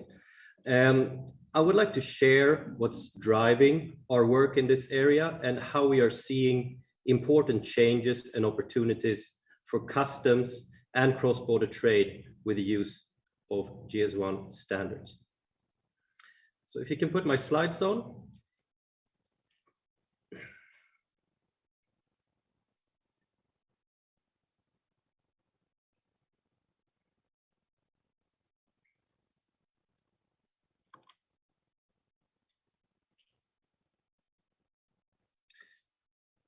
All right, well, I'll keep going while I wait for them. Great, so you can go to slide 2, please. As you know, we have a changing trade environment today. Things are moving fast. There is a strong growth in cross-border e-commerce. There is a growth in demand for consumer goods, food products, and healthcare products. And what these categories have in common is the high volume of goods traded cross-border and the difficulty in control and goods identification for customs due to the high volume. We're working with customs to help them be more efficient in their admission decisions and help automate processes. The foundation for this is the use of product identifiers for imported goods to support and to strengthen the current use of the harmonized system classification used by customs all over the world. The important point to note here is that the use of product identification can accelerate product information sharing and hence improve trade facilitation. So if we go to the next slide. Based on testing in overseas markets, including the United States, we have estimations that 30 to 50% of goods traded internationally are carrying a GS1 product identification number. And we believe that there is great benefit for customs and other government agencies to use this code in their processes.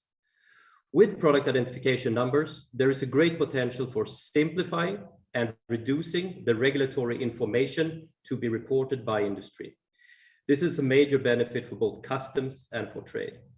If goods can be assigned product identification codes, databases can store information about the goods, allowing the trader to access and use the information when required for import formalities. When a product identification number is present in data held in customs databases, this will help to identify the goods and pinpoint the exact nature of the goods. So this is something we are working on with China Customs, for example, and you will hear a presentation about that later today. So if we go to the next slide,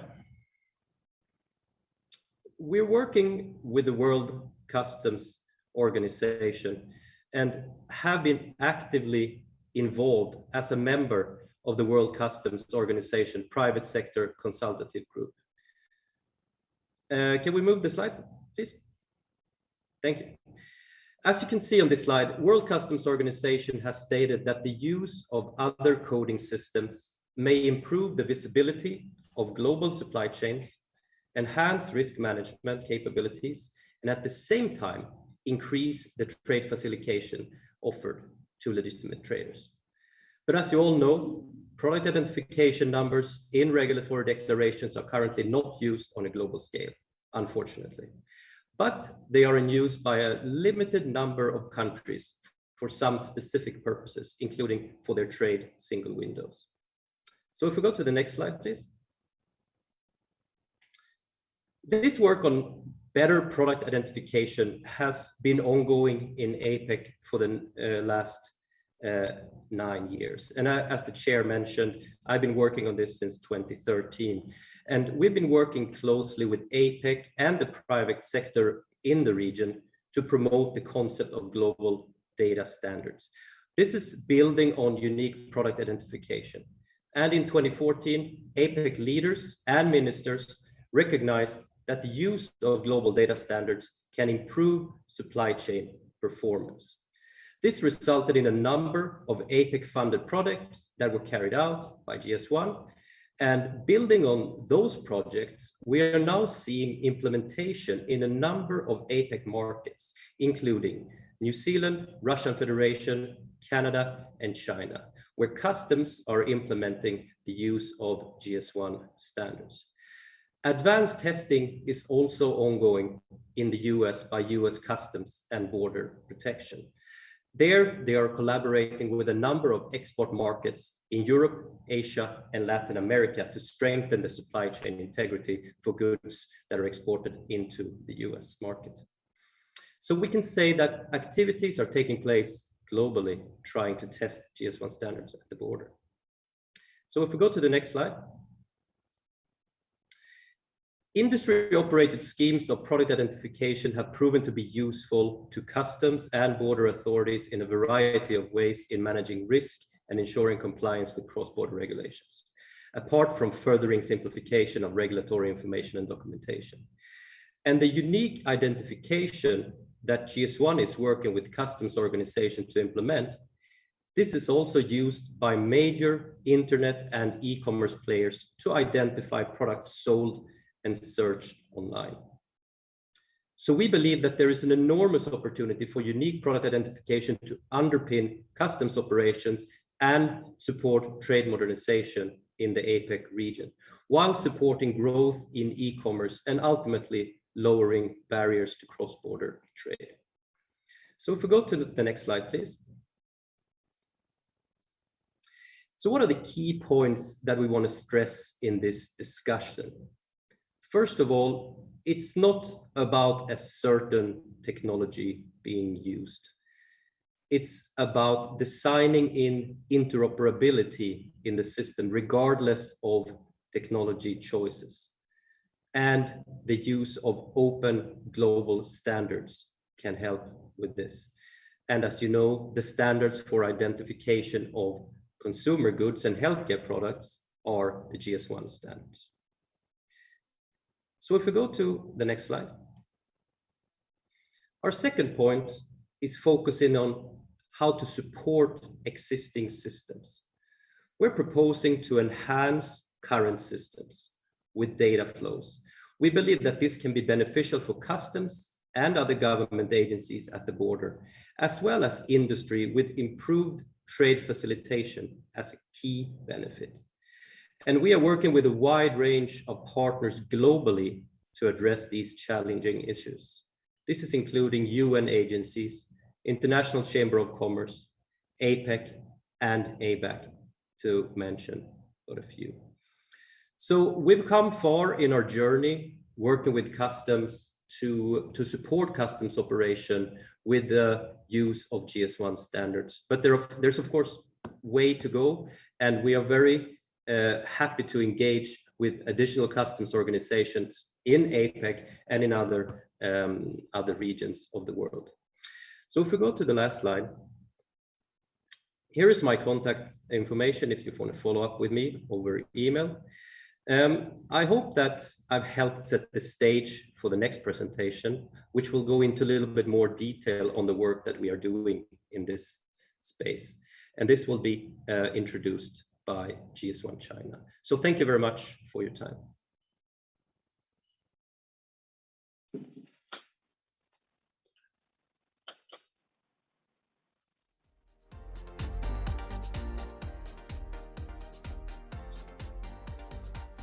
Thank you very much, Mr. Jonathan, for that enlightening presentation. Very well noted that the importance and relevance of GS1 in international trade. Moving on to the next part of our program, we have our stakeholder representative who brought international recognition to the retail industry. And not only that, he also brought our local retail industry to international standards, practices, and even technology. He has been the chairman of Quorum Holdings Corporation since 1978, and concurrently, he was a delegate of the Federation of International Retail Executive Association in New York. Everyone, please welcome the Vice Chairman of Philippine Retail Association, Mr. Roberto Claudio.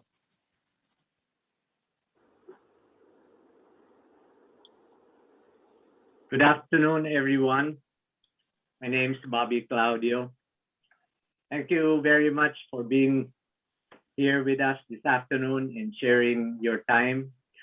I'm practically towards the end of the conference. However, I find it appropriate that I am at this point because I'd like to trace back the beginning of our organization, which started as the Philippine Article Numbering Council. I find this relevant at this time because how our history shaped us will most probably be the factors that will shape us too in the coming years.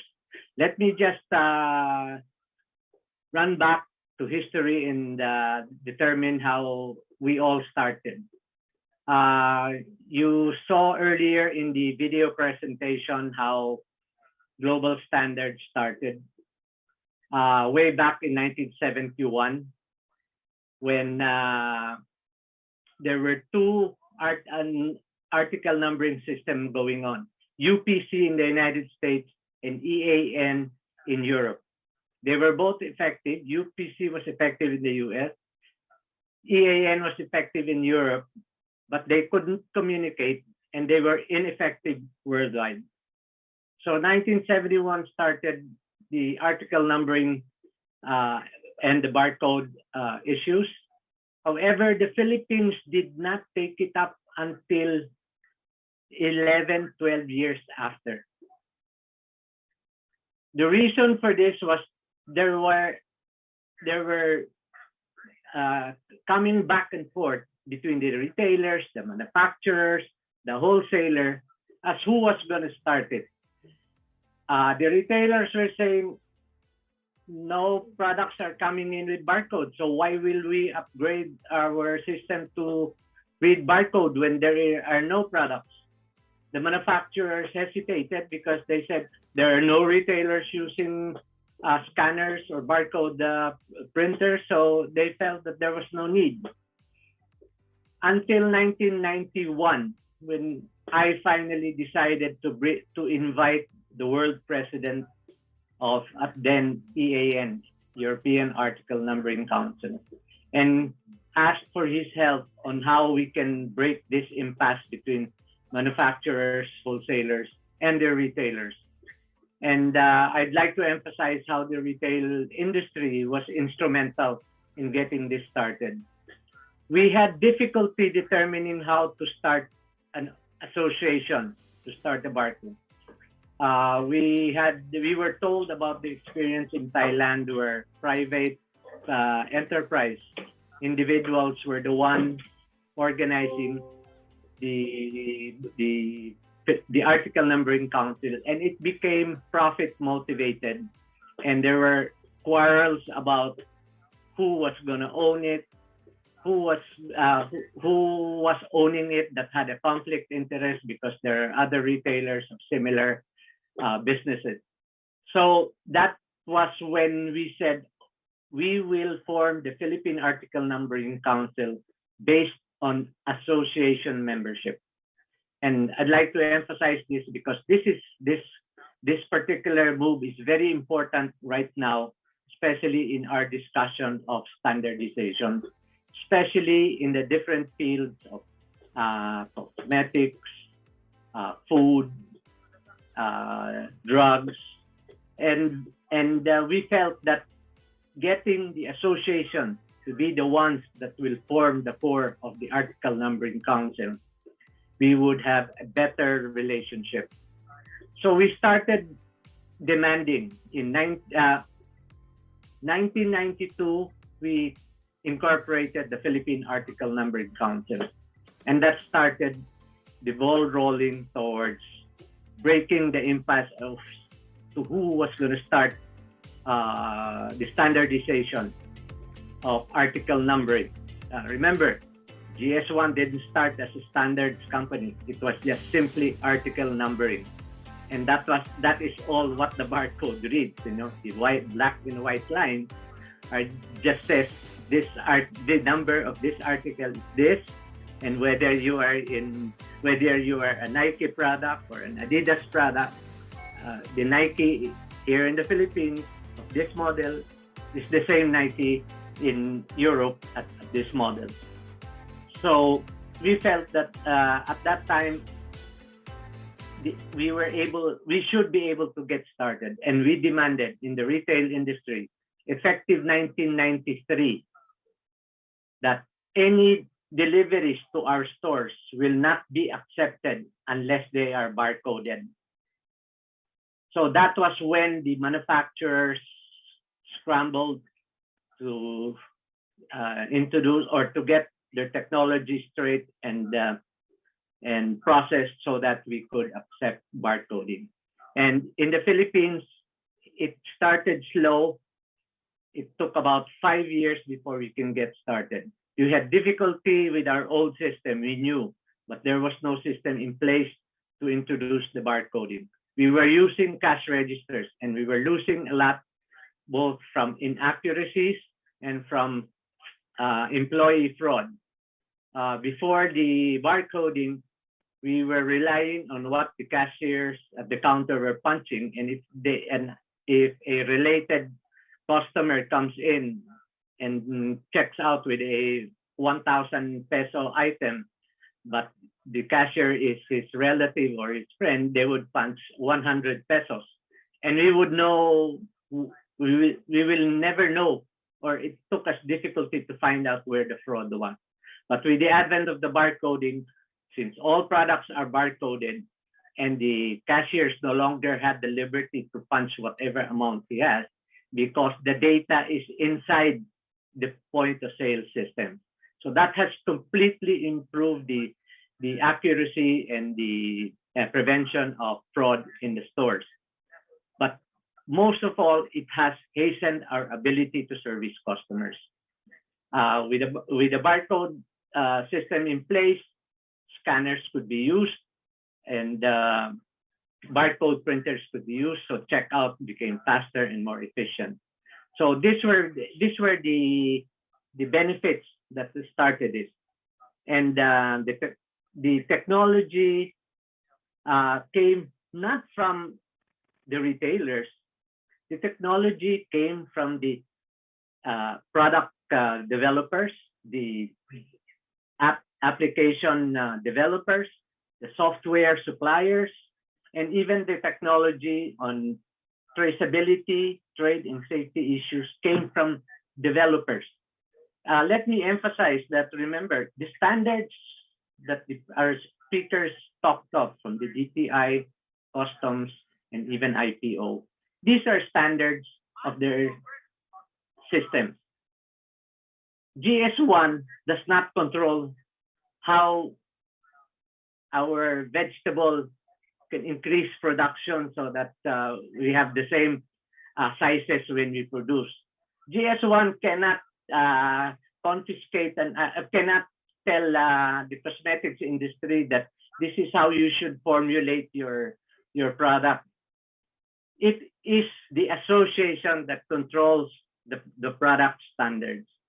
GS1 just controls the data capture, the communication protocols, so that all of this information are now available to the stakeholders who can improve systems on safety, accessibility, traceability. So, and this is where we found that the decision of the Philippine Article Numbering Council in the Philippines then, when we started it, was beneficial, because in the end, it will be the associations that are members that will implement the standardizations or will frame the standards so that they can inform the GS1 how the data capture will be made, what data should be in there, and what communication protocols will be established such that anyone from the manufacturer to the raw material suppliers to the transport distribution companies, all the way to the wholesalers and all the way to the retailers, up to the consumers, can communicate with the same language. In other words, we all understand each other. We don't have difficulty when the system isn't there. Right now, the retailers are benefiting both on the point of sale system for faster customer service, more efficient inventory management and timely arrival of reorders, accurate production schedules that can meet right time, right place, right item to be delivered to the retailers. So these were very important developments in our past that we felt that will be very, very important in how we progress in the next coming years. It is all about GS1 and how the retailers responded or benefited from GS1 is better efficiency and better productivity. And I think this is all where we will all benefit from GS1, both from the user, from those that apply it, and those who emanate, those entities that need to emanate what should be the, not the standards, but what data should be communicated so that we can standardize that communication to all aspects of the channel of distribution. And I will not dwell too much anymore on the benefits of what the GTIN has done. It has transformed many information and brought it down to a common language where we can identify the different product lines. The benefits have, the retail industry has benefited, the healthcare business has benefited, the transport logistics has benefited, food service, and even the tech industries. Technology is now being developed because they can see what the GS1 has produced, and they know what information is necessary and how they can be captured. The barcode cannot be read by a human eye. The machine cannot either read the numerical. So the advent of optical devices to read barcodes has been very, very significant in the future of our ability to communicate. And I'd like to to end up on that portion, I think I was given 15 minutes, and I don't want to deviate from that. I'd like to end up my talk on that issue of the barcode. Can I ask the staff to project this? Okay, you can see now on the screen the current barcoding system we have. As I said, the current barcode is what they call 1D, one dimension. And it does nothing but identify the product number, the item number. And lately, because demands are there now to give out more information on the barcode, you will see product with multiple barcodes. You have a QR code, you have a 2D code, you have a black and white code. And this has been proliferating, and it's encountering difficulty because for smaller products, they'll run out of space where to print it. So let me inform the body that the GS1 International, can we have the next slide? Is going to migrate to the 2D barcode. And the previous barcode, as I said, is nothing but a black and white lines. The 2D barcode looks similar to a QR code, but there are many different kinds of 2D barcodes. But generally, what it does is the 2D barcode can tell us more information about the product, expiry date, traceability, where if these were agricultural products, will tell us where they were harvested, where the fish was caught, what formula was used for a certain drug or cosmetics. It can even trigger whether a product is fake or counterfeit.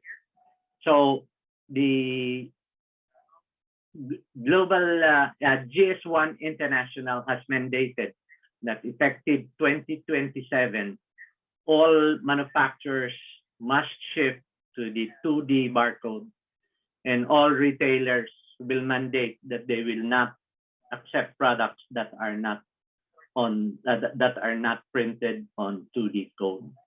So this development is very much now active in what's going on in the retail industry, and I'd like to promote that. And I feel this will also now come to the next different industries like the medical industry, the cosmetic industry, and the food industry, that the barcodes will start shifting. And the mandate will be effective 2027. There will now be an international application for this barcode. I'd like to end with this statement. Thank you very much for your listening, and I hope I have imparted certain information, important information that will help GS1 Philippines to grow in the coming years. Thank you and good afternoon.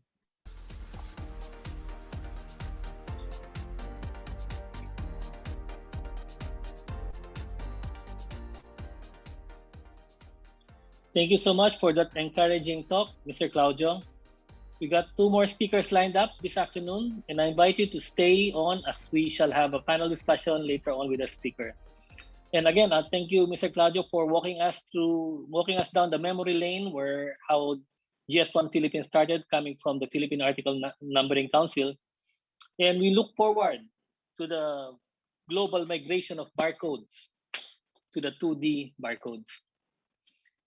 To continue inspiring us, we have another stakeholders representative who is an alumnus of the University of the Philippines, majoring in political science in 1968 and Bachelor of Laws in 1972.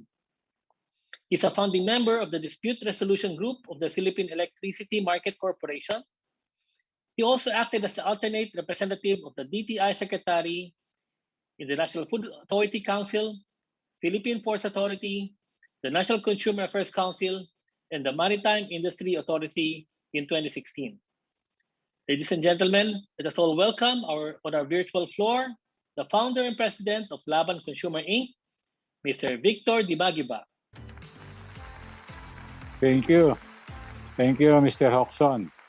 Good afternoon, Mr. Jesus Varela, Chairman of GS1 Philippines, my fellow panelists, and close to 300 participants. All of us are consumers and a very successful conference.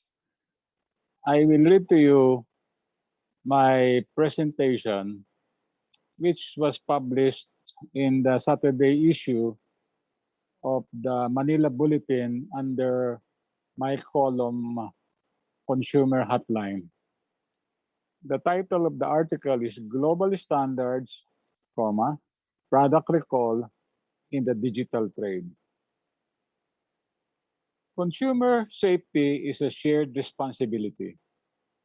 For the consumer, it means not getting harmed by using or eating a product. For authorities, it typically means regulating standards and controlling the compliance to these standards, as well as ensuring the safety of products entering or being available on the market and putting corrective actions in place when and where needed. For manufacturers, consumer safety means ensuring that their products are safe by providing information about potential risk, by monitoring the safety of products, by identifying potential hazards, and by developing prevention strategies to reduce risk and taking actions such as a recall if a safety issue is identified. There are 5 key elements recognized as essential in ensuring consumer safety. Number 1, ensure traceability across the chain. That's your GS1 Philippines. Optimize recall readiness, combat counterfeiting, provide proper labeling, and ensure compliance with safety regulations and standards. Traceability is basic in ensuring consumer safety. Business must be compliant with regulatory requirements and address counterfeiting and managing recalls. Using interoperable global standards as GS1 and the ISO 10393 on product recall can ensure that relevant information is provided in a common format, which can be easily understood and shared by all parties. Global data standards encompass various traceability, data sharing, and identification measures, including identification of products, transactions, and every player in the supply chain. It allows the flow of product to be accompanied by the flow of data about the product, with product identification and sharing of data being done in a standardized way. A constant and recurring problem that local trade experiences is the proliferation of counterfeit products. This problem extends to e-commerce and is mostly unregulated. E-commerce has become a haven for counterfeit products. Because there is no discernible method as to how products can be traced, it is easy for counterfeit products to pass themselves off as original or genuine, especially to uninformed consumers. This practice has led to loss of revenue for the government since no taxes can be collected from these online transactions. Furthermore, it also raises questions on consumer safety because the circulation of counterfeit products with no traceability of sources will lead to people feeling unsafe and unsure about the products they buy. We should ensure that only duly registered sellers will be allowed to sell online and requiring every seller, third-party logistics, or delivery service providers products and services and consumers' transactions be identified uniquely using global standards will enable efficient products recall and replacement process if needed. It will also enable government agencies to be able to track and trace everyone responsible for faulty, damaged, or counterfeit products. By implementing and using global standards, the trade sector will have the ability to track down and trace accurately all the products, sellers, delivery service providers, and customers that are involved in any transaction. Especially in the food sector, with an established traceability system, there will be efficient product recall process in cases of food contamination that could extend from the source all the way to the consumers. It would help companies, regulatory agencies, and the government deal with major food safety issues like in the case of the African swine flu in the Philippines, mad cow disease, and avian flu in other countries. Traceability is at the heart of food safety. With the use of global product standards, the government and other regulatory agencies, as well as companies, can track and trace the food we eat from farm to fork and share accurate product information that everyone can rely on, including the consumer. On the other hand, there should be in place a product recall program and policy for unsafe products. In this regard, another global standard, ISO 10393 on product recall, was adopted by the Bureau of Philippine Standards of the Department of Trade and Industry as a Philippine national standards in March 2018 through the Technical Committee number 81, which was then chaired by your writer in his capacity as president of Laban Consumer Inc.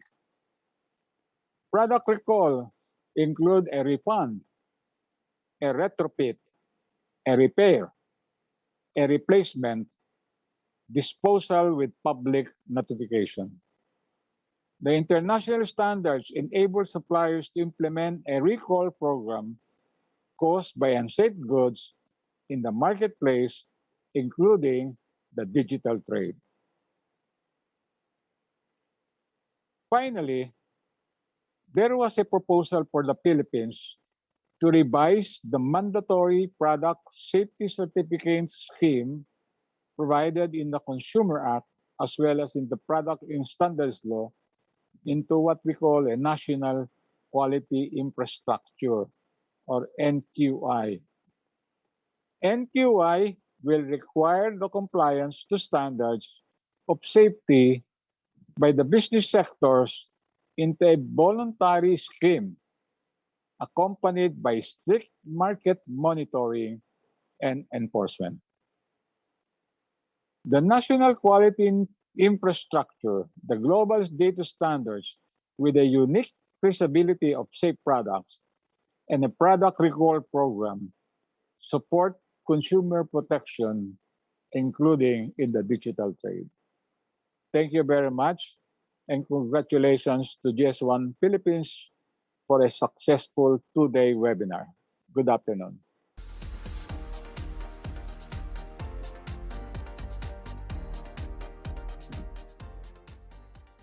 Thank you so much, Mr.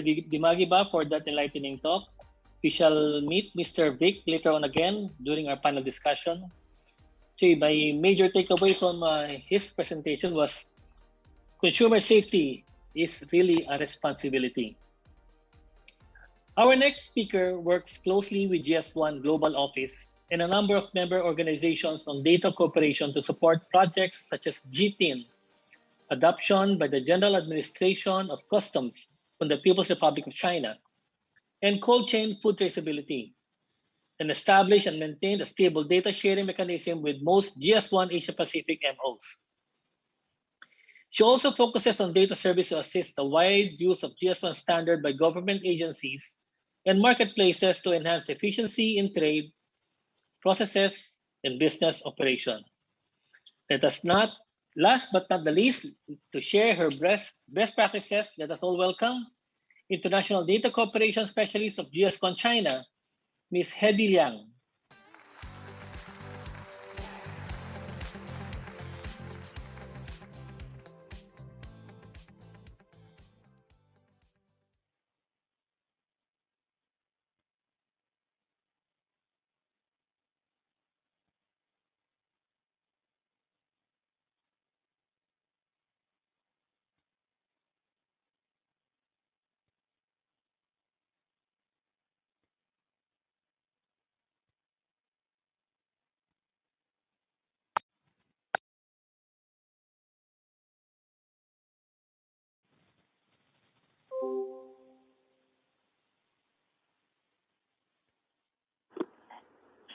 Hello. Thank you, Joseph. Thank GS1 Philippines for hosting this great event. Good afternoon, everyone.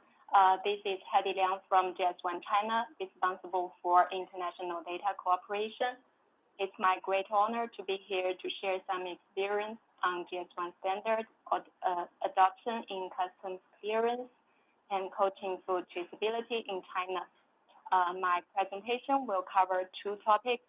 I'll begin with the GS1 GTIN adoption by GAC, namely General Administration of Customs, PRC. As we know, China is the world's second largest importer and has the largest cross-border e-commerce scale. Since the import tariffs to China lowered from July the 1st, 2018, China's import volume has increased more substantially. It is mentioned by President Xi Jinping on the first China International Import Expo in 2018 that China's imports of goods will reach $30 trillion in the next 15 years. As import and export volumes grow substantially, China customs face challenges in terms of difficulty in goods identification, coarse-grained management, asymmetric information, and human resource pressure. As the cross-border regulator, GAC shoulders various law enforcement duties such as goods classification, trade control, tariff verification, and collection. Accurate identification of goods serves as the important basis for all other operations. As the global language of business, GS1 GTIN, namely Global Trade Identification Number, holds advantages of uniqueness, stability, wide application, and simple identification. It is widely applied by global manufacturers, purchasers, sellers, consumers, etc., covering entire supply chain, including producing, storing, delivering, and so on. With the advancement of WCO-HS modernization,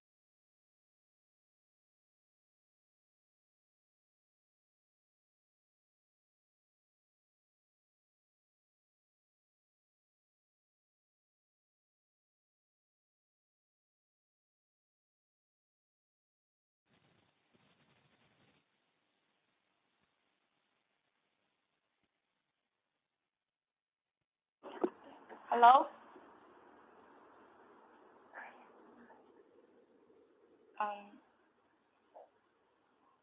As we know, as the cross-border regulator, GAC shoulders various law enforcement duties such as goods classification and tariff collection.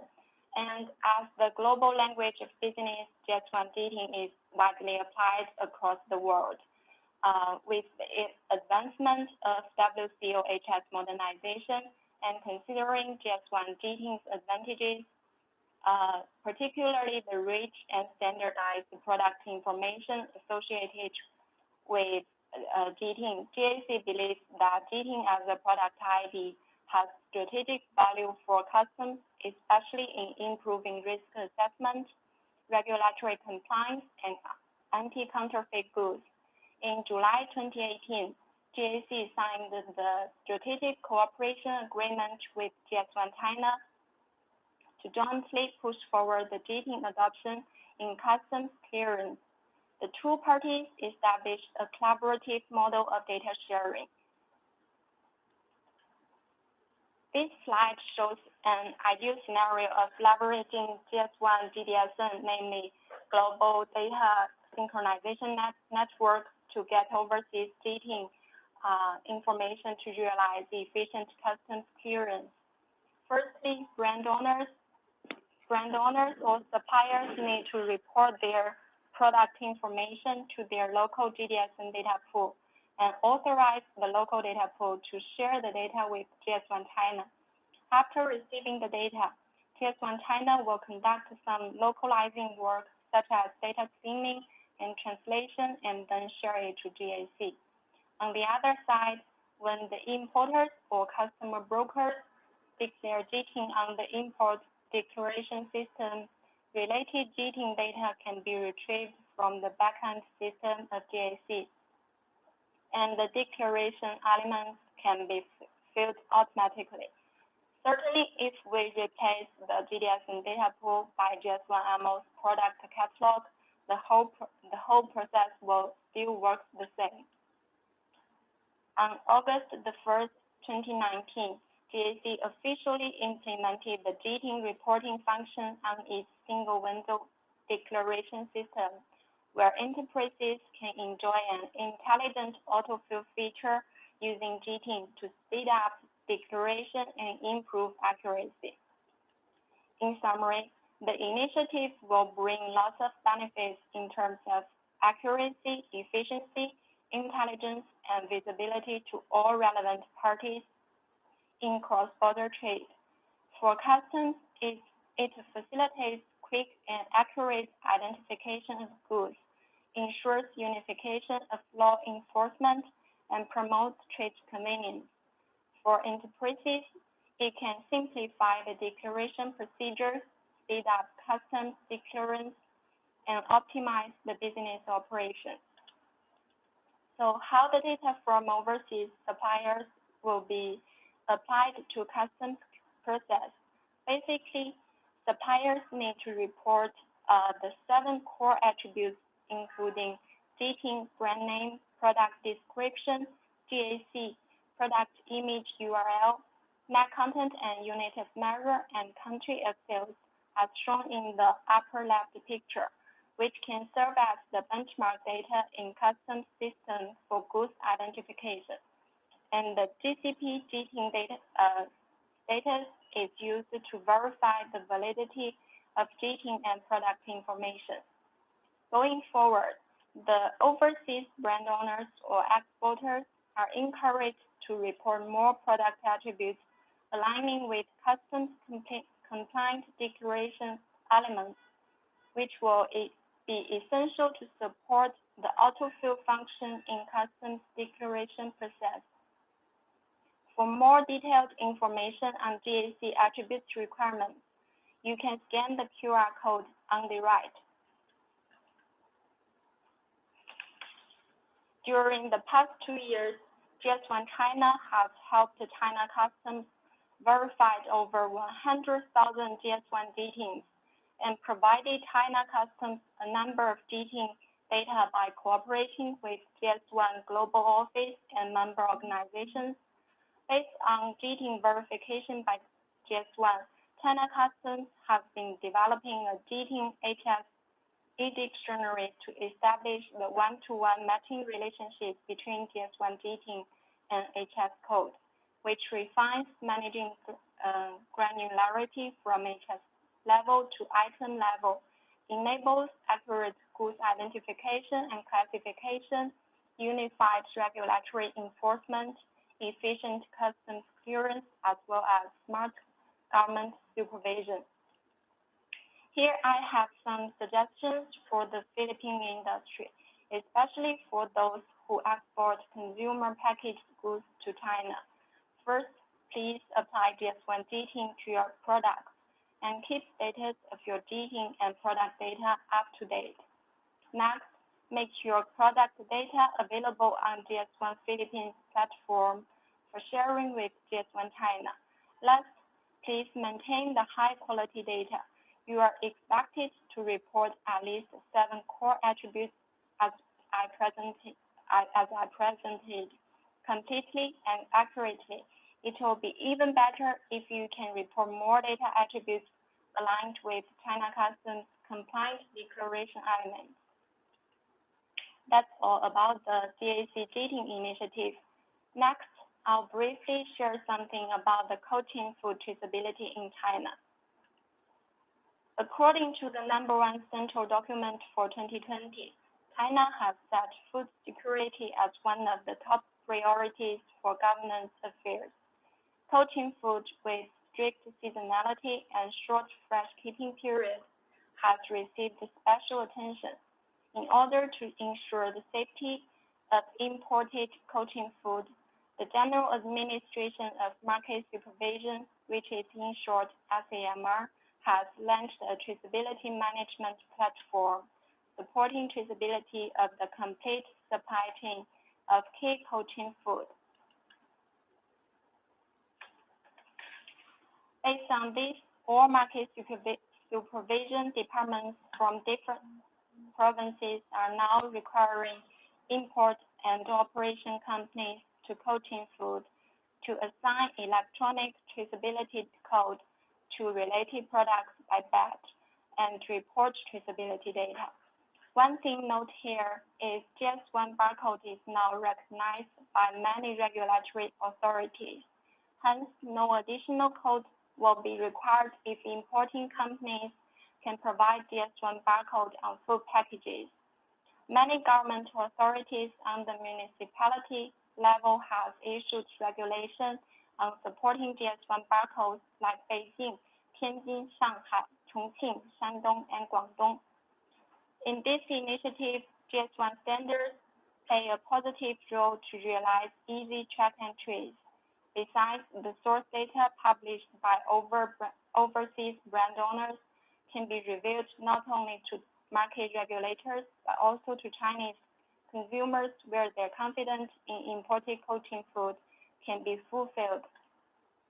Also, an improved and transparent supply chain can be developed, which can ultimately benefit consumers as well as protecting brands and the interests of overseas coaching food suppliers.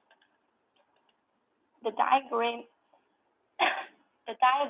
here shows how data will be exchanged between SAMR and the provincial platforms. As required, all coaching food stakeholders, include importers, processors, wholesalers, or retailers in China, need to upload product data to its provincial traceability platform. Then this data will be shared to the national platform operated by SAMR. The uploaded data should include the attributes as shown on the right. In the meantime, as we know, the discussion is underway between China Customs and SAMR in terms of sharing data for inspection and quarantine.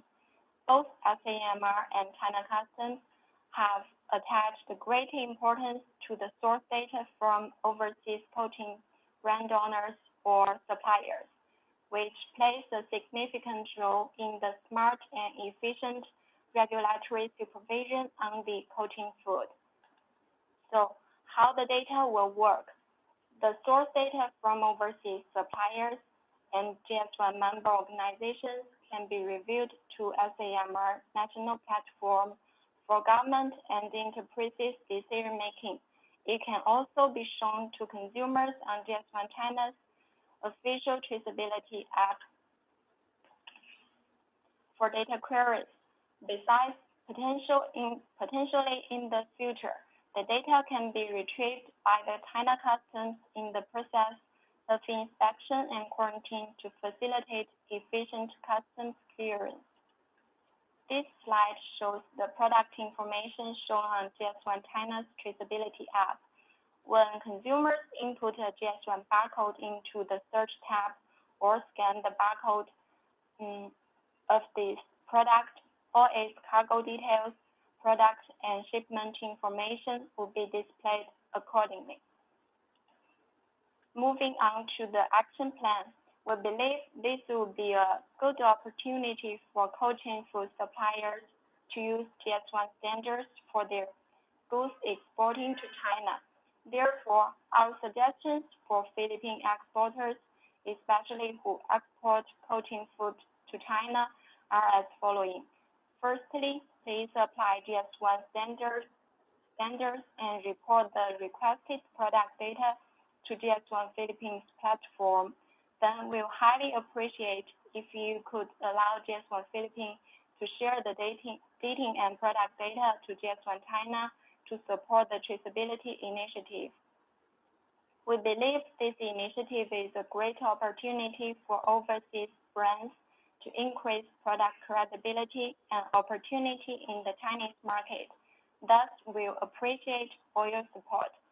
Thank you for listening, and that's all of my presentation.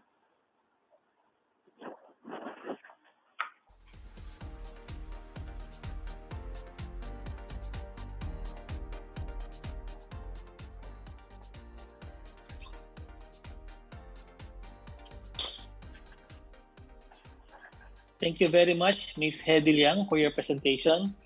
And it clearly shows us how the GS1 system is being implemented in customs and in other agencies there in China. We are now moving on to our virtual panel discussion. I invite you all to make use of our Zoom technology. Go ahead and type in all your questions and comments in our chat box. We shall collate your questions and bring some of them up to our panel. And now we will proceed to our panel discussion and open forum. With that, may we please call on again all our honored guests and speakers. Undersecretary Ruth Castella from the Department of Trade and Industry, Director General Roel Barba from the Intellectual Property Office of the Philippines, Commissioner Ray Leonardo Guerrero from the Bureau of Customs, Mr. Patrick Jonathan, Director of Public Policy International for Asia Pacific GS1, Mr. Roberto Claudio, Vice Chairman of the Philippine Retailers Association, Mr. Victor Dimagiba, Founder and President of Laban Consumer Inc., Ms. Hedy Liang, International Data Cooperation Specialist of GS1 China, and also joining our rosters of speakers are Chairman of GS1 Philippines, Mr. Jesus Varela, GS1 Philippines Administrative Officer, Mr. Benjamin Borsena, and GS1 Philippines Senior Technical Officer, Mr. Mervin Fonseca. Our virtual floor is now open for your questions.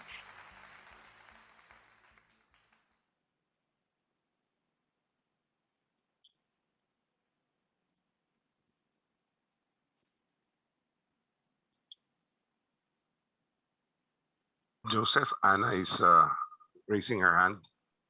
Okay, sorry, Miss Anna Anastasia. Yes, thank you so much for all the speakers. Very helpful and informative presentations.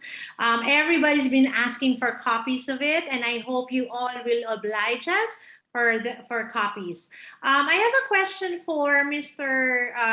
Bobby Claudio. No? Sir, as in the cosmetics industry, what we have experienced is there are some retailers who require us to come to put another barcode on top already of the UPC of the product itself to site-specific retailers, no? Let's say Watson's and Landmark. So given the fact that already our product already has a UPC code, but the moment they carry it, they require us to use a specific code that they generate themselves and put it on top. And it's been, it's a challenge for us as a company brand owners because we lose the component of traceability. The moment they require a separate barcoding, is there kaya a chance for Philippine retailer associations to agree to sticking to the specific GTIN assigned numbers, UPC codes, so we don't lose the traceability? I'm glad to answer that question, Anna. In fact, that is our biggest concern right now in the retail industry. Because as I said, when we started the Philippine Article Numbering Council, there was the retailers did their own numbering system for their own internal inventory management, and they have been used to it. So even if products now have universal item number, they're still relying on their internal numbering system. And there are plenty, you'll be surprised, even the big retailers are still insisting in the use. And I have been working, and we want a more aggressive effort on that to convince the retailers to adopt the barcode at source article numbering.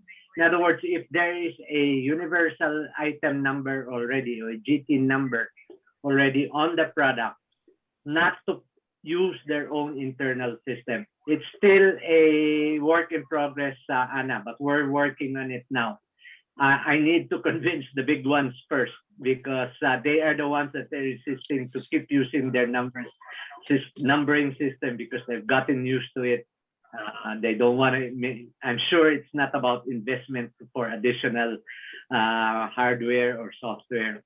It's just that there's complacency there, and we need to be a little more tough.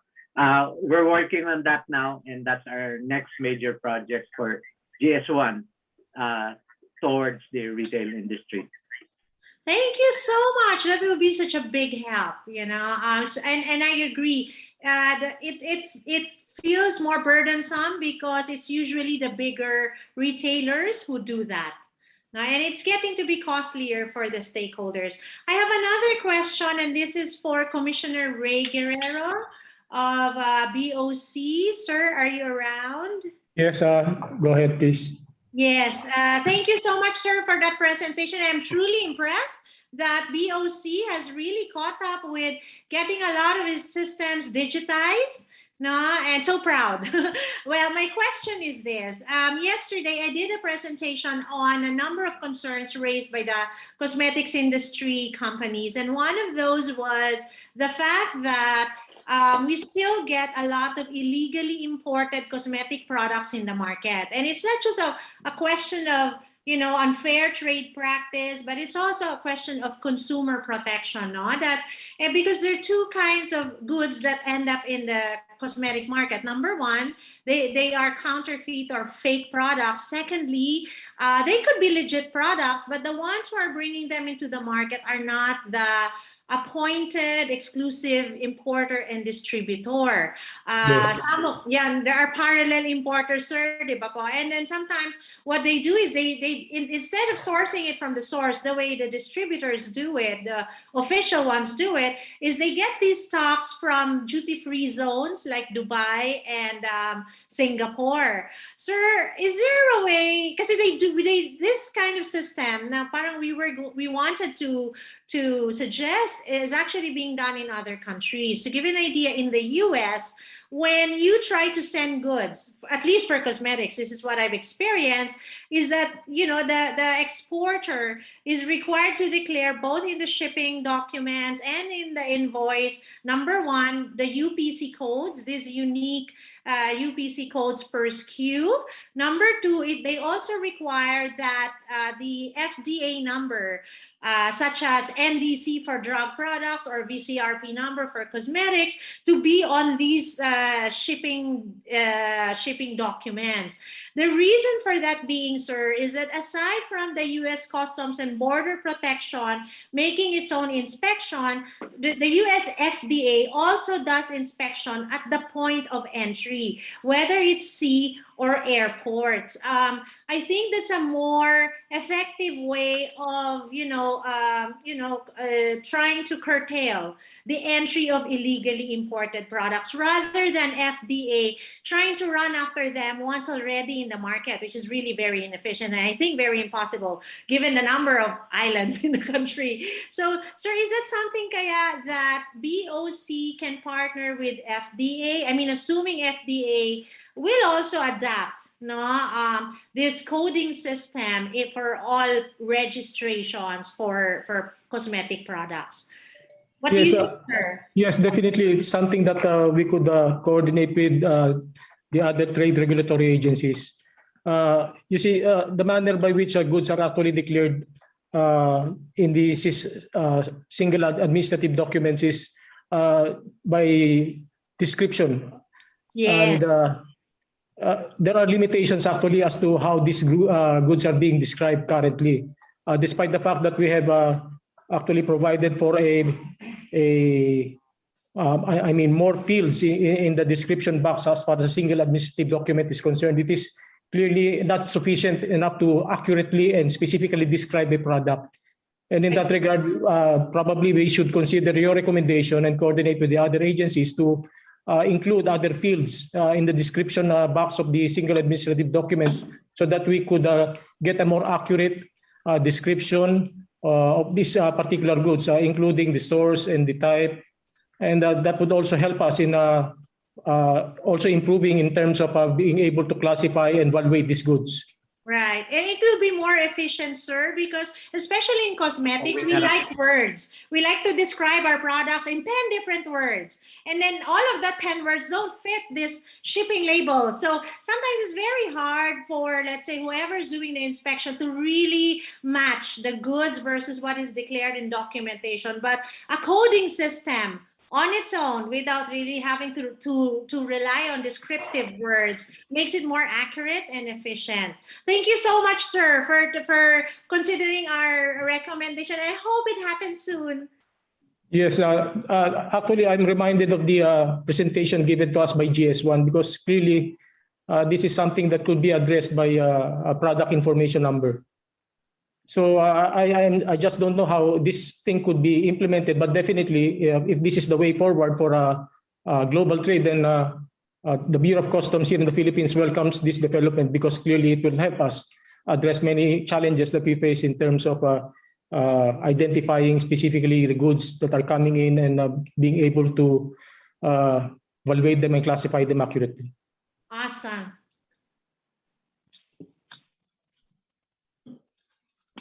Thank you very much, Ms. Ana and Commissioner Guerrero, for that response. Any other questions from our guests?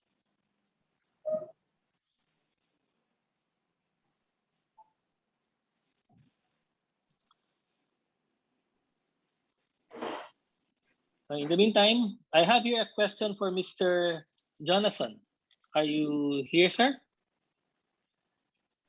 Okay. I have a question here from one of our guests. Can global data standards like GS1 standards help in under-evaluation and collection of taxes in customs? That's the full question. The answer is yes. Because this gives the customs official a second source of data, not only the HS customs code, which classifies the product, but this identification code gives the customs official more granular access to data, and by using that data, they can help determine if it's the correct value, if it's undervalued. And this is one of the use cases we have from the China customs implementation that we've been working on since for 2 years now, since 2019. So we have that documented in China customs and how they are applying this. Thank you. Thank you very much. I hope that to our guest, I hope that answers your question. Did I see Mr. Dimageba raising his hand? No. Okay. No. Any other questions from our guest?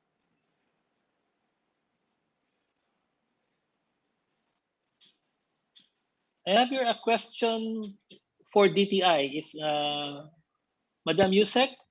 Maybe you can help us here. Is there a substandard? Sure. What is this? Is there a substandard service? How will DTI handle if a service was registered under DTI and a customer is not happy on the service rendered to the customer? So this is probably not a product. This is a service. A service, yes. There are also certain requirements on service that the Consumer Act provides. So if a consumer is unhappy or dissatisfied with the service provided by a seller or a vendor of the service, of course they can always complain with the service provider, or if this is not addressed, they can always come to DTI. Okay, that's very good to know. Think, is this service referring to a telecom company?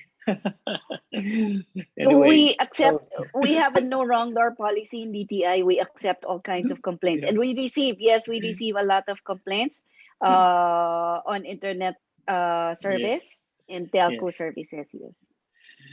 Thank you, Madam Yusek.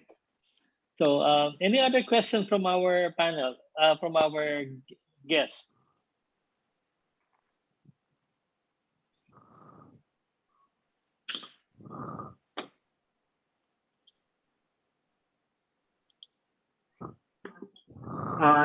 Joseph, can Yes, I ask Commissioner Guerrero if he's still around? Yes, sir. Yes, sir. please go ahead. Yeah. Commissioner, this has something to do with the new EU VAT regulation that will be implemented in Europe about online sellers, especially foreign online sellers, that they will start slapping value-added tax for any product coming from any country that goes into Europe, even to as low as $10. Before, it was only for products that were, I think, $1,000 and above.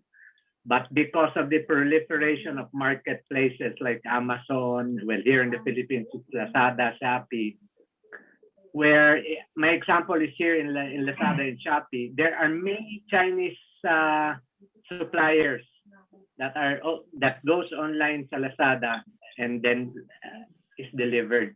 And then Lazada contracts third-party transport to deliver it here. May I know how they are slapped the VAT if these Chinese companies or foreign companies are not even registered in the Philippines and their deliveries do not have receipts?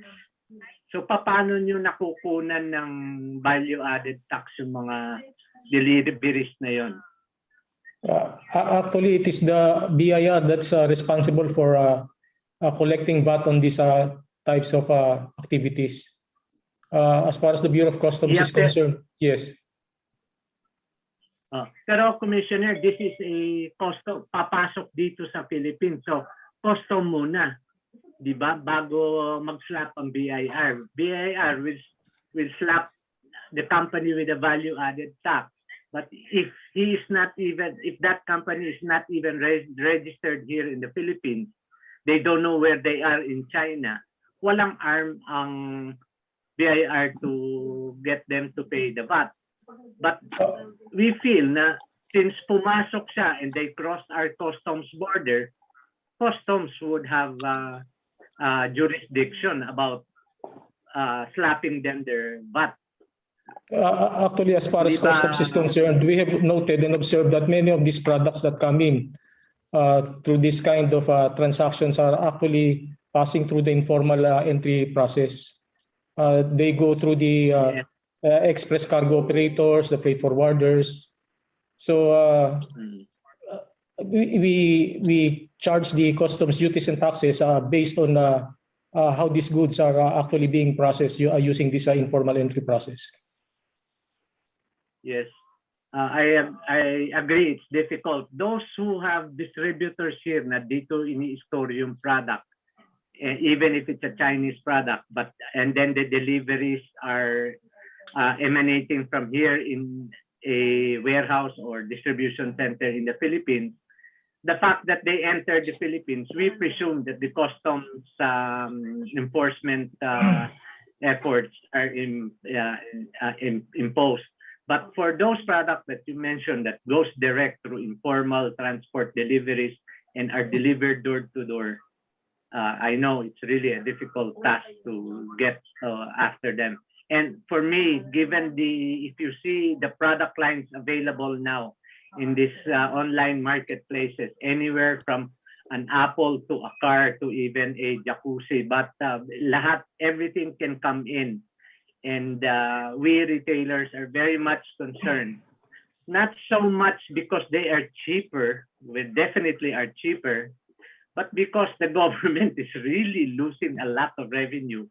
And in the end, it is us, the store retailers, that are losing businesses to this. Now, we don't mind losing the business if the government is earning, because the sales, we cannot stop the transaction. But that for us is a big consideration, and we'd like to appeal to the customs people na maybe to discuss this with the Department of Finance and the BIR to impose a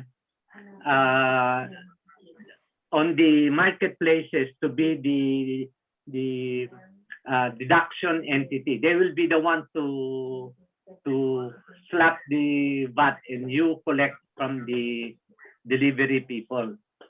So Lazada should be the ones that will be paying for the VAT on behalf of that customer and remit to the government.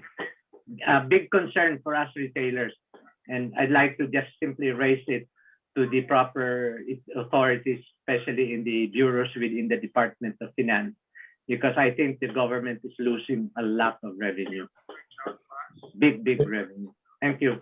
Yes, thank you. Thank you for that concern, and then we'll take action on that concern. Joseph. Yes. Thank you. Joseph. Yes, Probably, Bobby, we could propose certain mechanisms insofar as GS1 is concerned to assist customs in determining these products that are coming in. I understand in China, that most products, will not be allowed entry inside their jurisdiction unless there's a GTIN. As a matter of fact, I've been getting last year a number of queries from the General Administration of Customs validating certain GTINs. And what is fortunate is that we are IT ready, that we could respond in 5 minutes. So it also assists our exporters. And mind you, when our speakers discussed matters about GS1, it might look complicated, but a report that we received last year is that the Philippines was the second most compliant on GS1 GS1 standards that enter into the jurisdiction of China.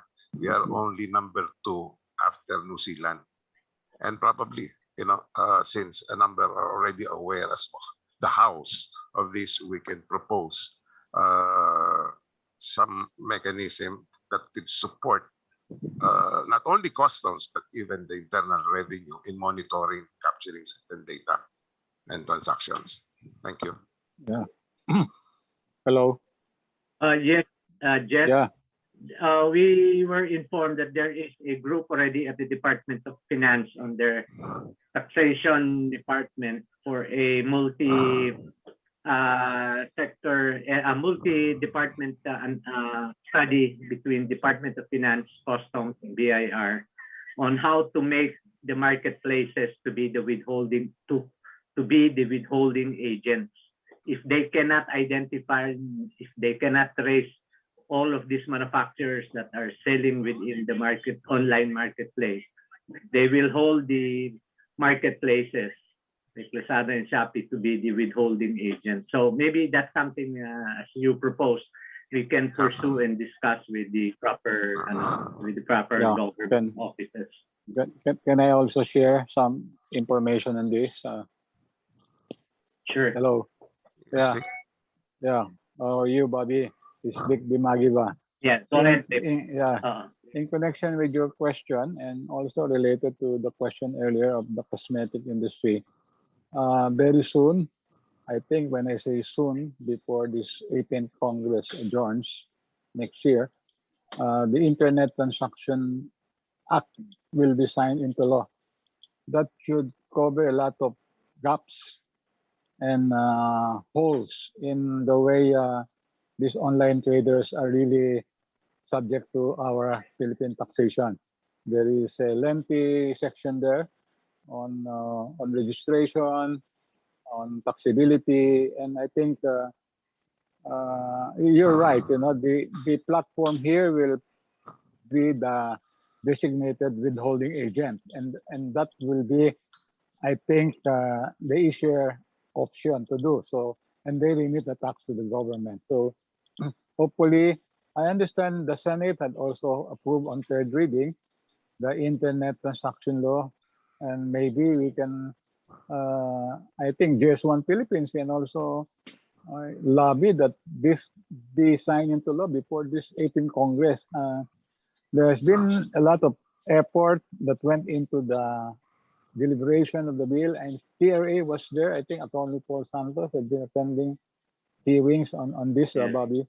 So I guess we really need us. That will fill the gap of the counterfeit products, those not paying taxes, and put us into a level playing field. Because as you're correct, Europe is assessing tax on products coming into their borders via online. So why should we not do the same thing here in the Philippines?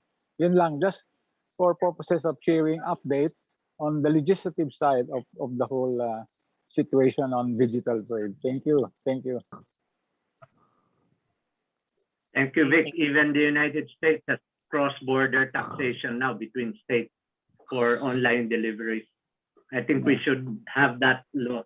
We will be happy to participate if you need assistance or any consultation on that.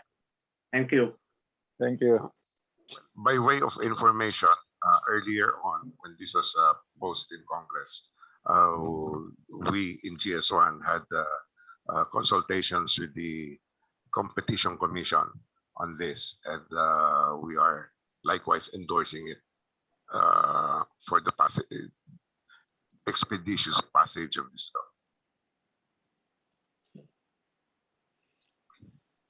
Okay, we have a raise of hand from one of our attendees, Miss Lumina. Are you still there?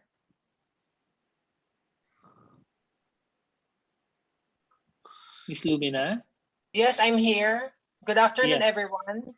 Yeah. Yes, as a small business owner for beauty product online, how do we go about the barcoding? Okay, maybe Well, from actually, GS1. you can get in touch with us. You know, we have our email and telephone number. As a matter of fact, Kindly forward it to us. yeah, Thank there you. is an application form, and as a matter of fact, we do a number of free seminar and training just to enable companies, you know, to get on board the system, and we're doing it regularly.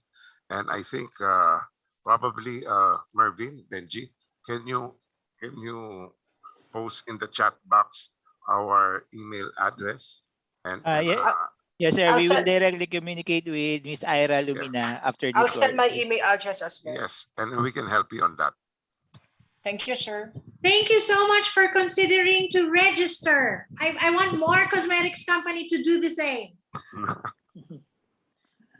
Okay, we have a question here for the Intellectual Property Office, Director General Barba, and also probably later on from a comment also from DTI. Can online selling platforms be held liable for counterfeit products brought from them? Yes, thank you for that question. Well, currently, as mentioned by former Yusek Dimagiba, there's a gap in our law currently. So that's why part of the Internet Transactions Act, which is now pending in the Senate, is on solidary liability of platforms, which I discussed earlier, that they can be held liable because under the current law po sa Intellectual Property Code of the Philippines, copyright lang yung merong auxiliary yung liability, no? Pero sa trademark po kasi infringement, there's no liability for stores, mga online platforms. So that's why we included in the Internet Transactions Act a provision making them liable. So hopefully that will be passed soon by the Senate. And as discussed earlier po kanina, on the taxes, I don't think there's any provision on the tax liability, no, under the ITA. So it's up to the BIR and the DOF to adopt the regulations on the taxation of online platforms. No? Ang medyo questionable lang din paano natin nahabulin ang Amazon, which has no presence here in the country. So yun lang po yung mga siguro they're thinking about it and they're studying it, and soon we will be having a regulation on the taxation aspect. No? Thank you. Okay. Probably if it's Director bought General locally, maybe it can be reported to DTI under the Consumer Act for selling what's called this false pretense products, no, or substandard products or counterfeit products as well. Am I correct, Yusek? If I may, yeah, Yes, if I ma'am. may butt in there, we really assist the DTI Consumer Protection Group. Really assists the Intellectual Property Office. In fact, we represent the department in the National Committee on Intellectual Property Rights. This is the enforcement group chaired by Secretary Lopez and alternately chaired by Director General Barba. On the side of consumer protection, if there are products that are obviously counterfeit or seemingly counterfeit, and then the seller purports it to be genuine or authentic, that is where deceit comes in, and that is where the provisions of the Consumer Act apply. We can sue or we can file a complaint against the seller for deceptive sales acts or practices, and they can file a complaint with the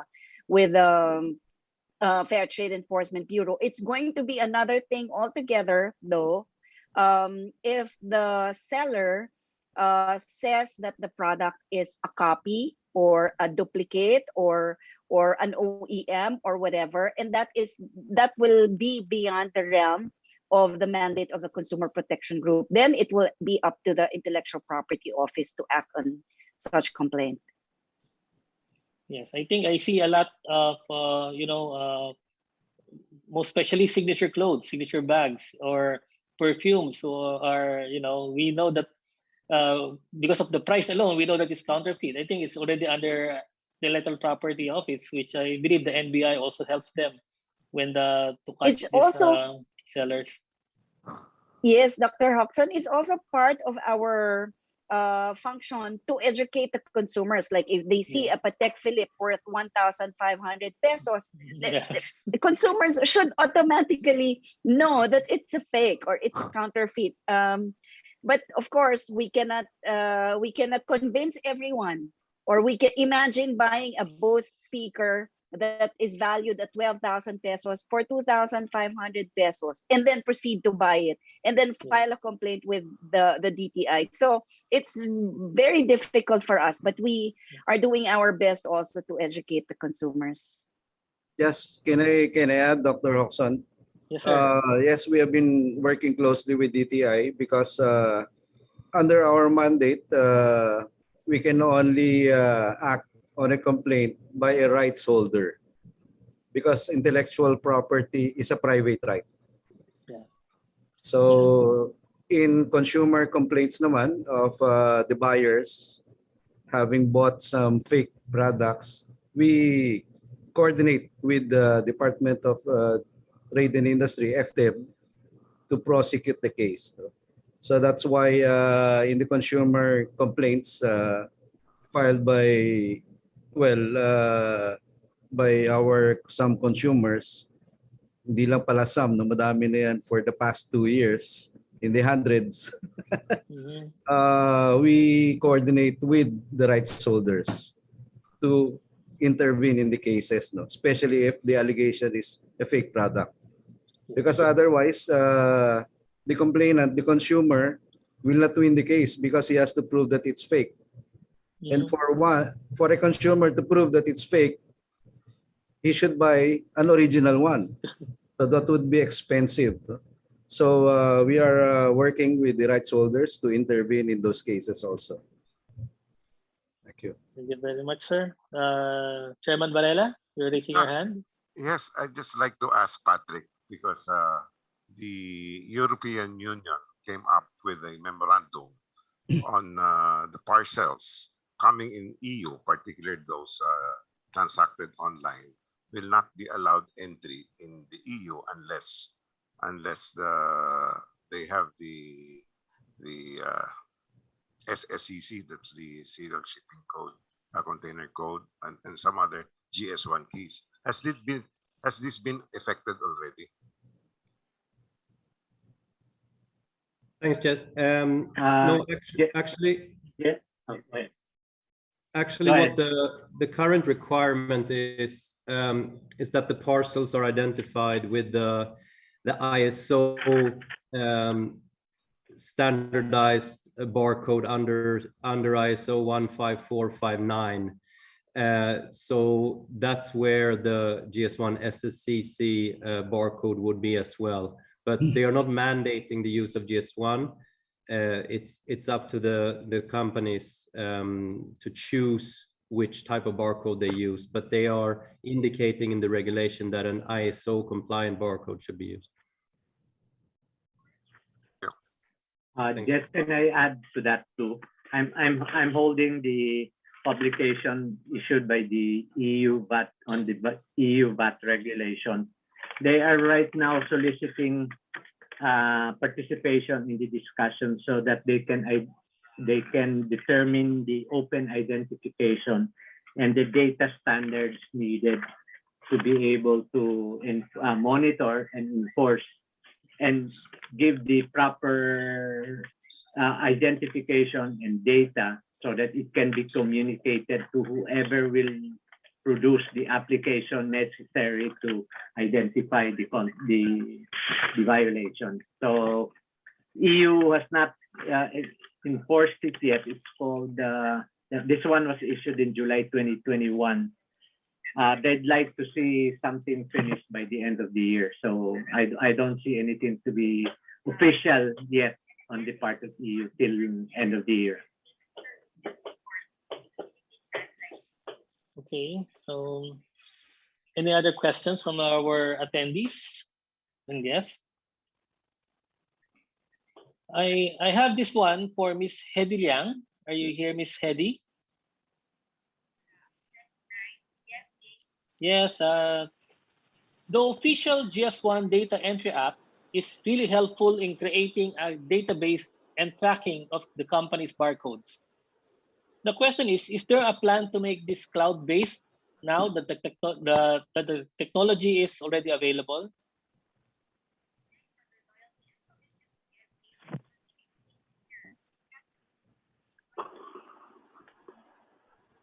Miss Hedy, I can. Yes. Can you hear me? A little. Will this be better? Yes, Hello? yes, better. Okay. I think currently we are not linked with the GS1 data entry, but I think we can look to do it in the future if there is some available conditions. Mm-hmm.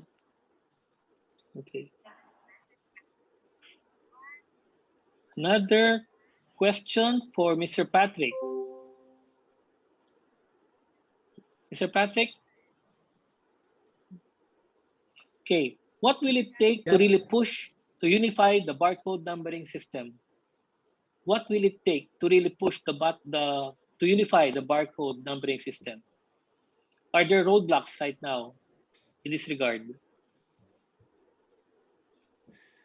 I mean, the barcoding system for brick and mortar retail has been implemented, as we heard, since the early 70s in the US and Europe, and since the 80s in Southeast Asia. And I think the adoption in retail is quite high, even though we're hearing stories about relabeling once the product hits certain retail outlets. The roadblock that we have seen, let's say 5 years ago, was when a lot of retail was moving into to online e-commerce, where you don't have the natural use of a barcode that is being scanned at the point of sale.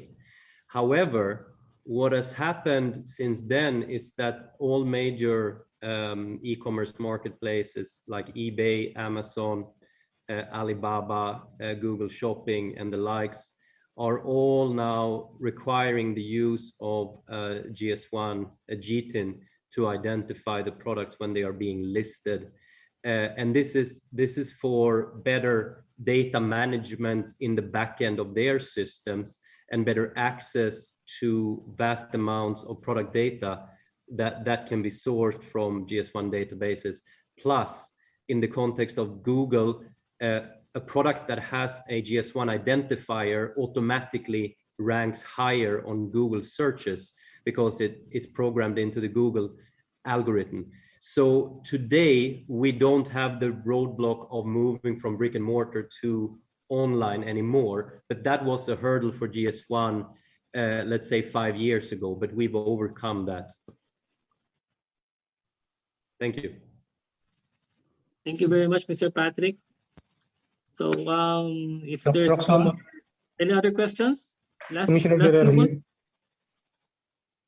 Yes, Dr. Roxana. Commissioner Guerrero. Yes, I have a question for Ms. Hedy Liang. I would just like to know if Ms. Hedy Liang is familiar with how the China Customs was able to map the GTIN to the HS code. Would you know the challenges that China Customs face and how they were able to overcome such challenges? Because clearly that is also the challenge that we will be facing here in the Bureau of Customs in case we will be adopting the system.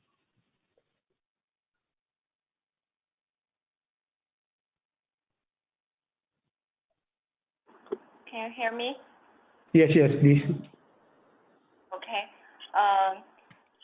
The China Customs have been developing a one-to-one matching relationship between the GTIN and HS code.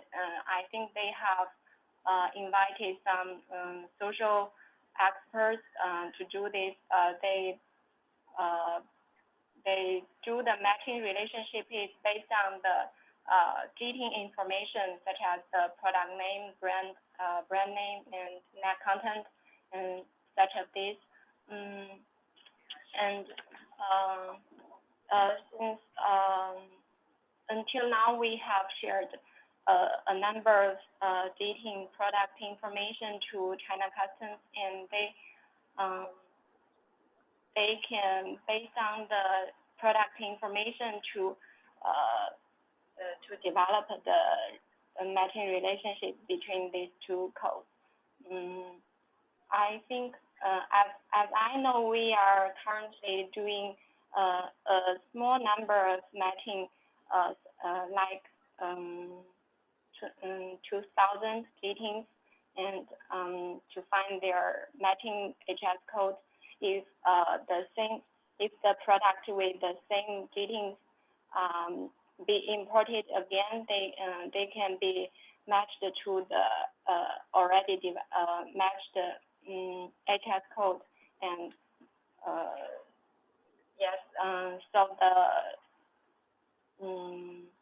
the matching between GTIN and HS code will increase as the trade and as the trade volume increase.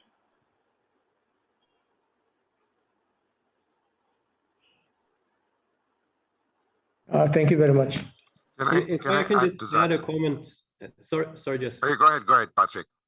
If I can just add a comment there, because I've been working with our team in China on this for the last 3 years. what China Customs did also when they started the initiative was that they were targeting, I think, 23 high-risk product categories.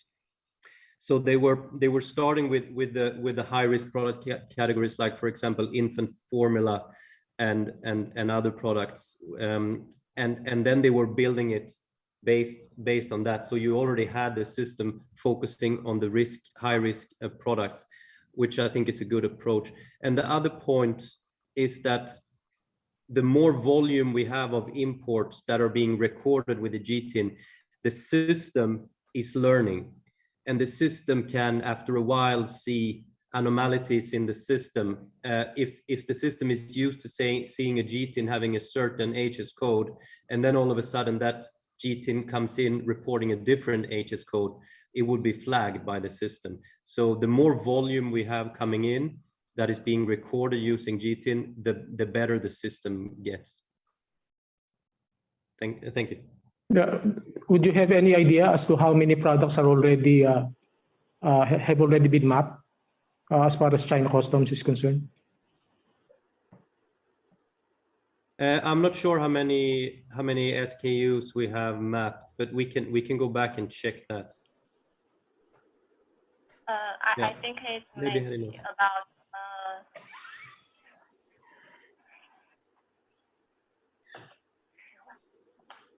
it's about 10 million, I think. It's about what? 10 sorry, million. I'll check. Wait a minute. Yeah, hold on. 100,000. Oh, 100,000. And the way that this will be implemented is whatever data you have right now, it will be shared using the GTIN for the other nations to be able to also adopt in their own system. Am I correct? So that there will be no nations or economies that will be participating in this kind of initiative will not have to start from zero. It will be a shared system, correct?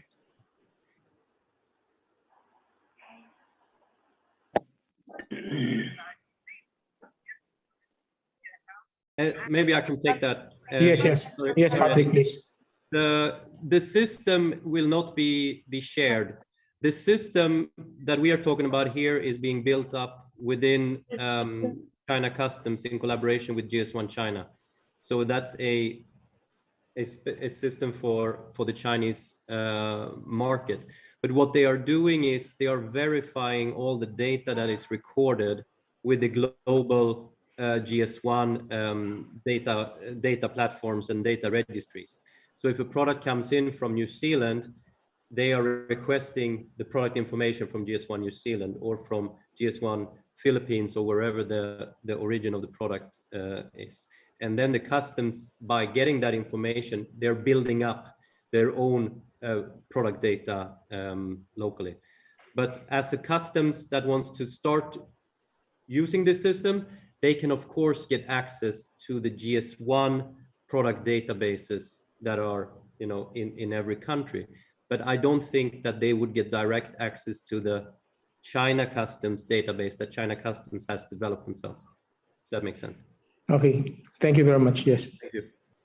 If I can add, on 2 occasions last year, the China Customs communicated with us in trying to validate certain GTINs, and in the absence of a government global data standards, you know, they went directly to us, and we were able to validate these things in 5 minutes. Yes, thank you very much, sir, for that clarification. Okay, so any other questions? I have one question, probably addressed to Yusek Ruth. We know that RCEP has been approved and there are many negotiations ongoing. Do you think it's a possibility to take up the issue of traceability among trade partners in the RCEP? Mr. Chair, the Consumer Protection Group is in charge of consumer protection. On trade negotiations, it's under Secretary Perry Rodolfo who can answer that. But at least on product standards, we have a standing. There is an international organization of countries that comply with standards, so that international standards from ISO or IEC are complied with, and so that they also help us make sure that the products that come into the Philippines come from either the manufacturer certified by the DTI, or that the products that come in here are certified, at least the legitimate ones, Mr. Thank you. Varela. I just mentioned this because I attended the meeting of CABIS a week and a half ago, and issues on intellectual property and trade facilitation. There's not much discussions on the trade facilitation. I was just thinking that probably in as much this would be beneficial to all the members of the agreement of RCEP. They could discuss possibilities of traceability, which should redound at the end of the day for consumer protection. Thank you, ma'am.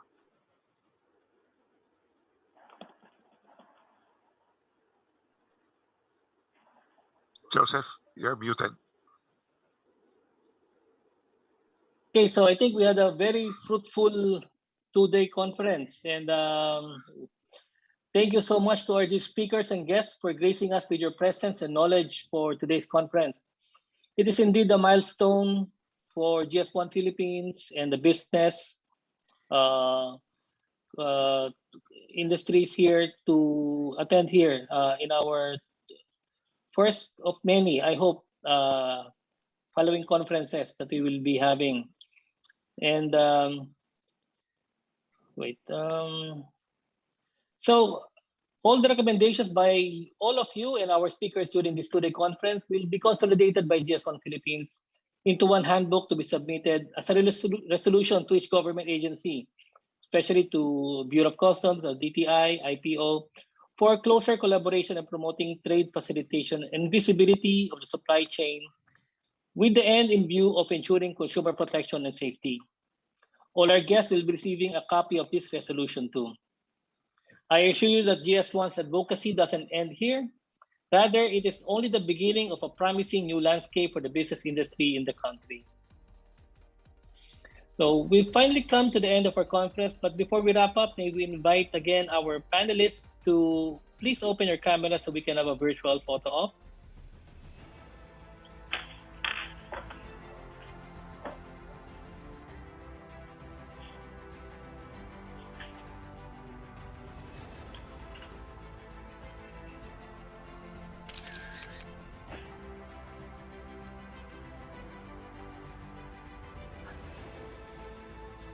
Okay, so thank you all for being a part of this fruitful two-day conference and being a part of this milestone for GS1 Philippines. I hope that everyone was enlightened on what GS1 is doing and all the other agencies that the government has and is involved with standardization, modernization, and globalization.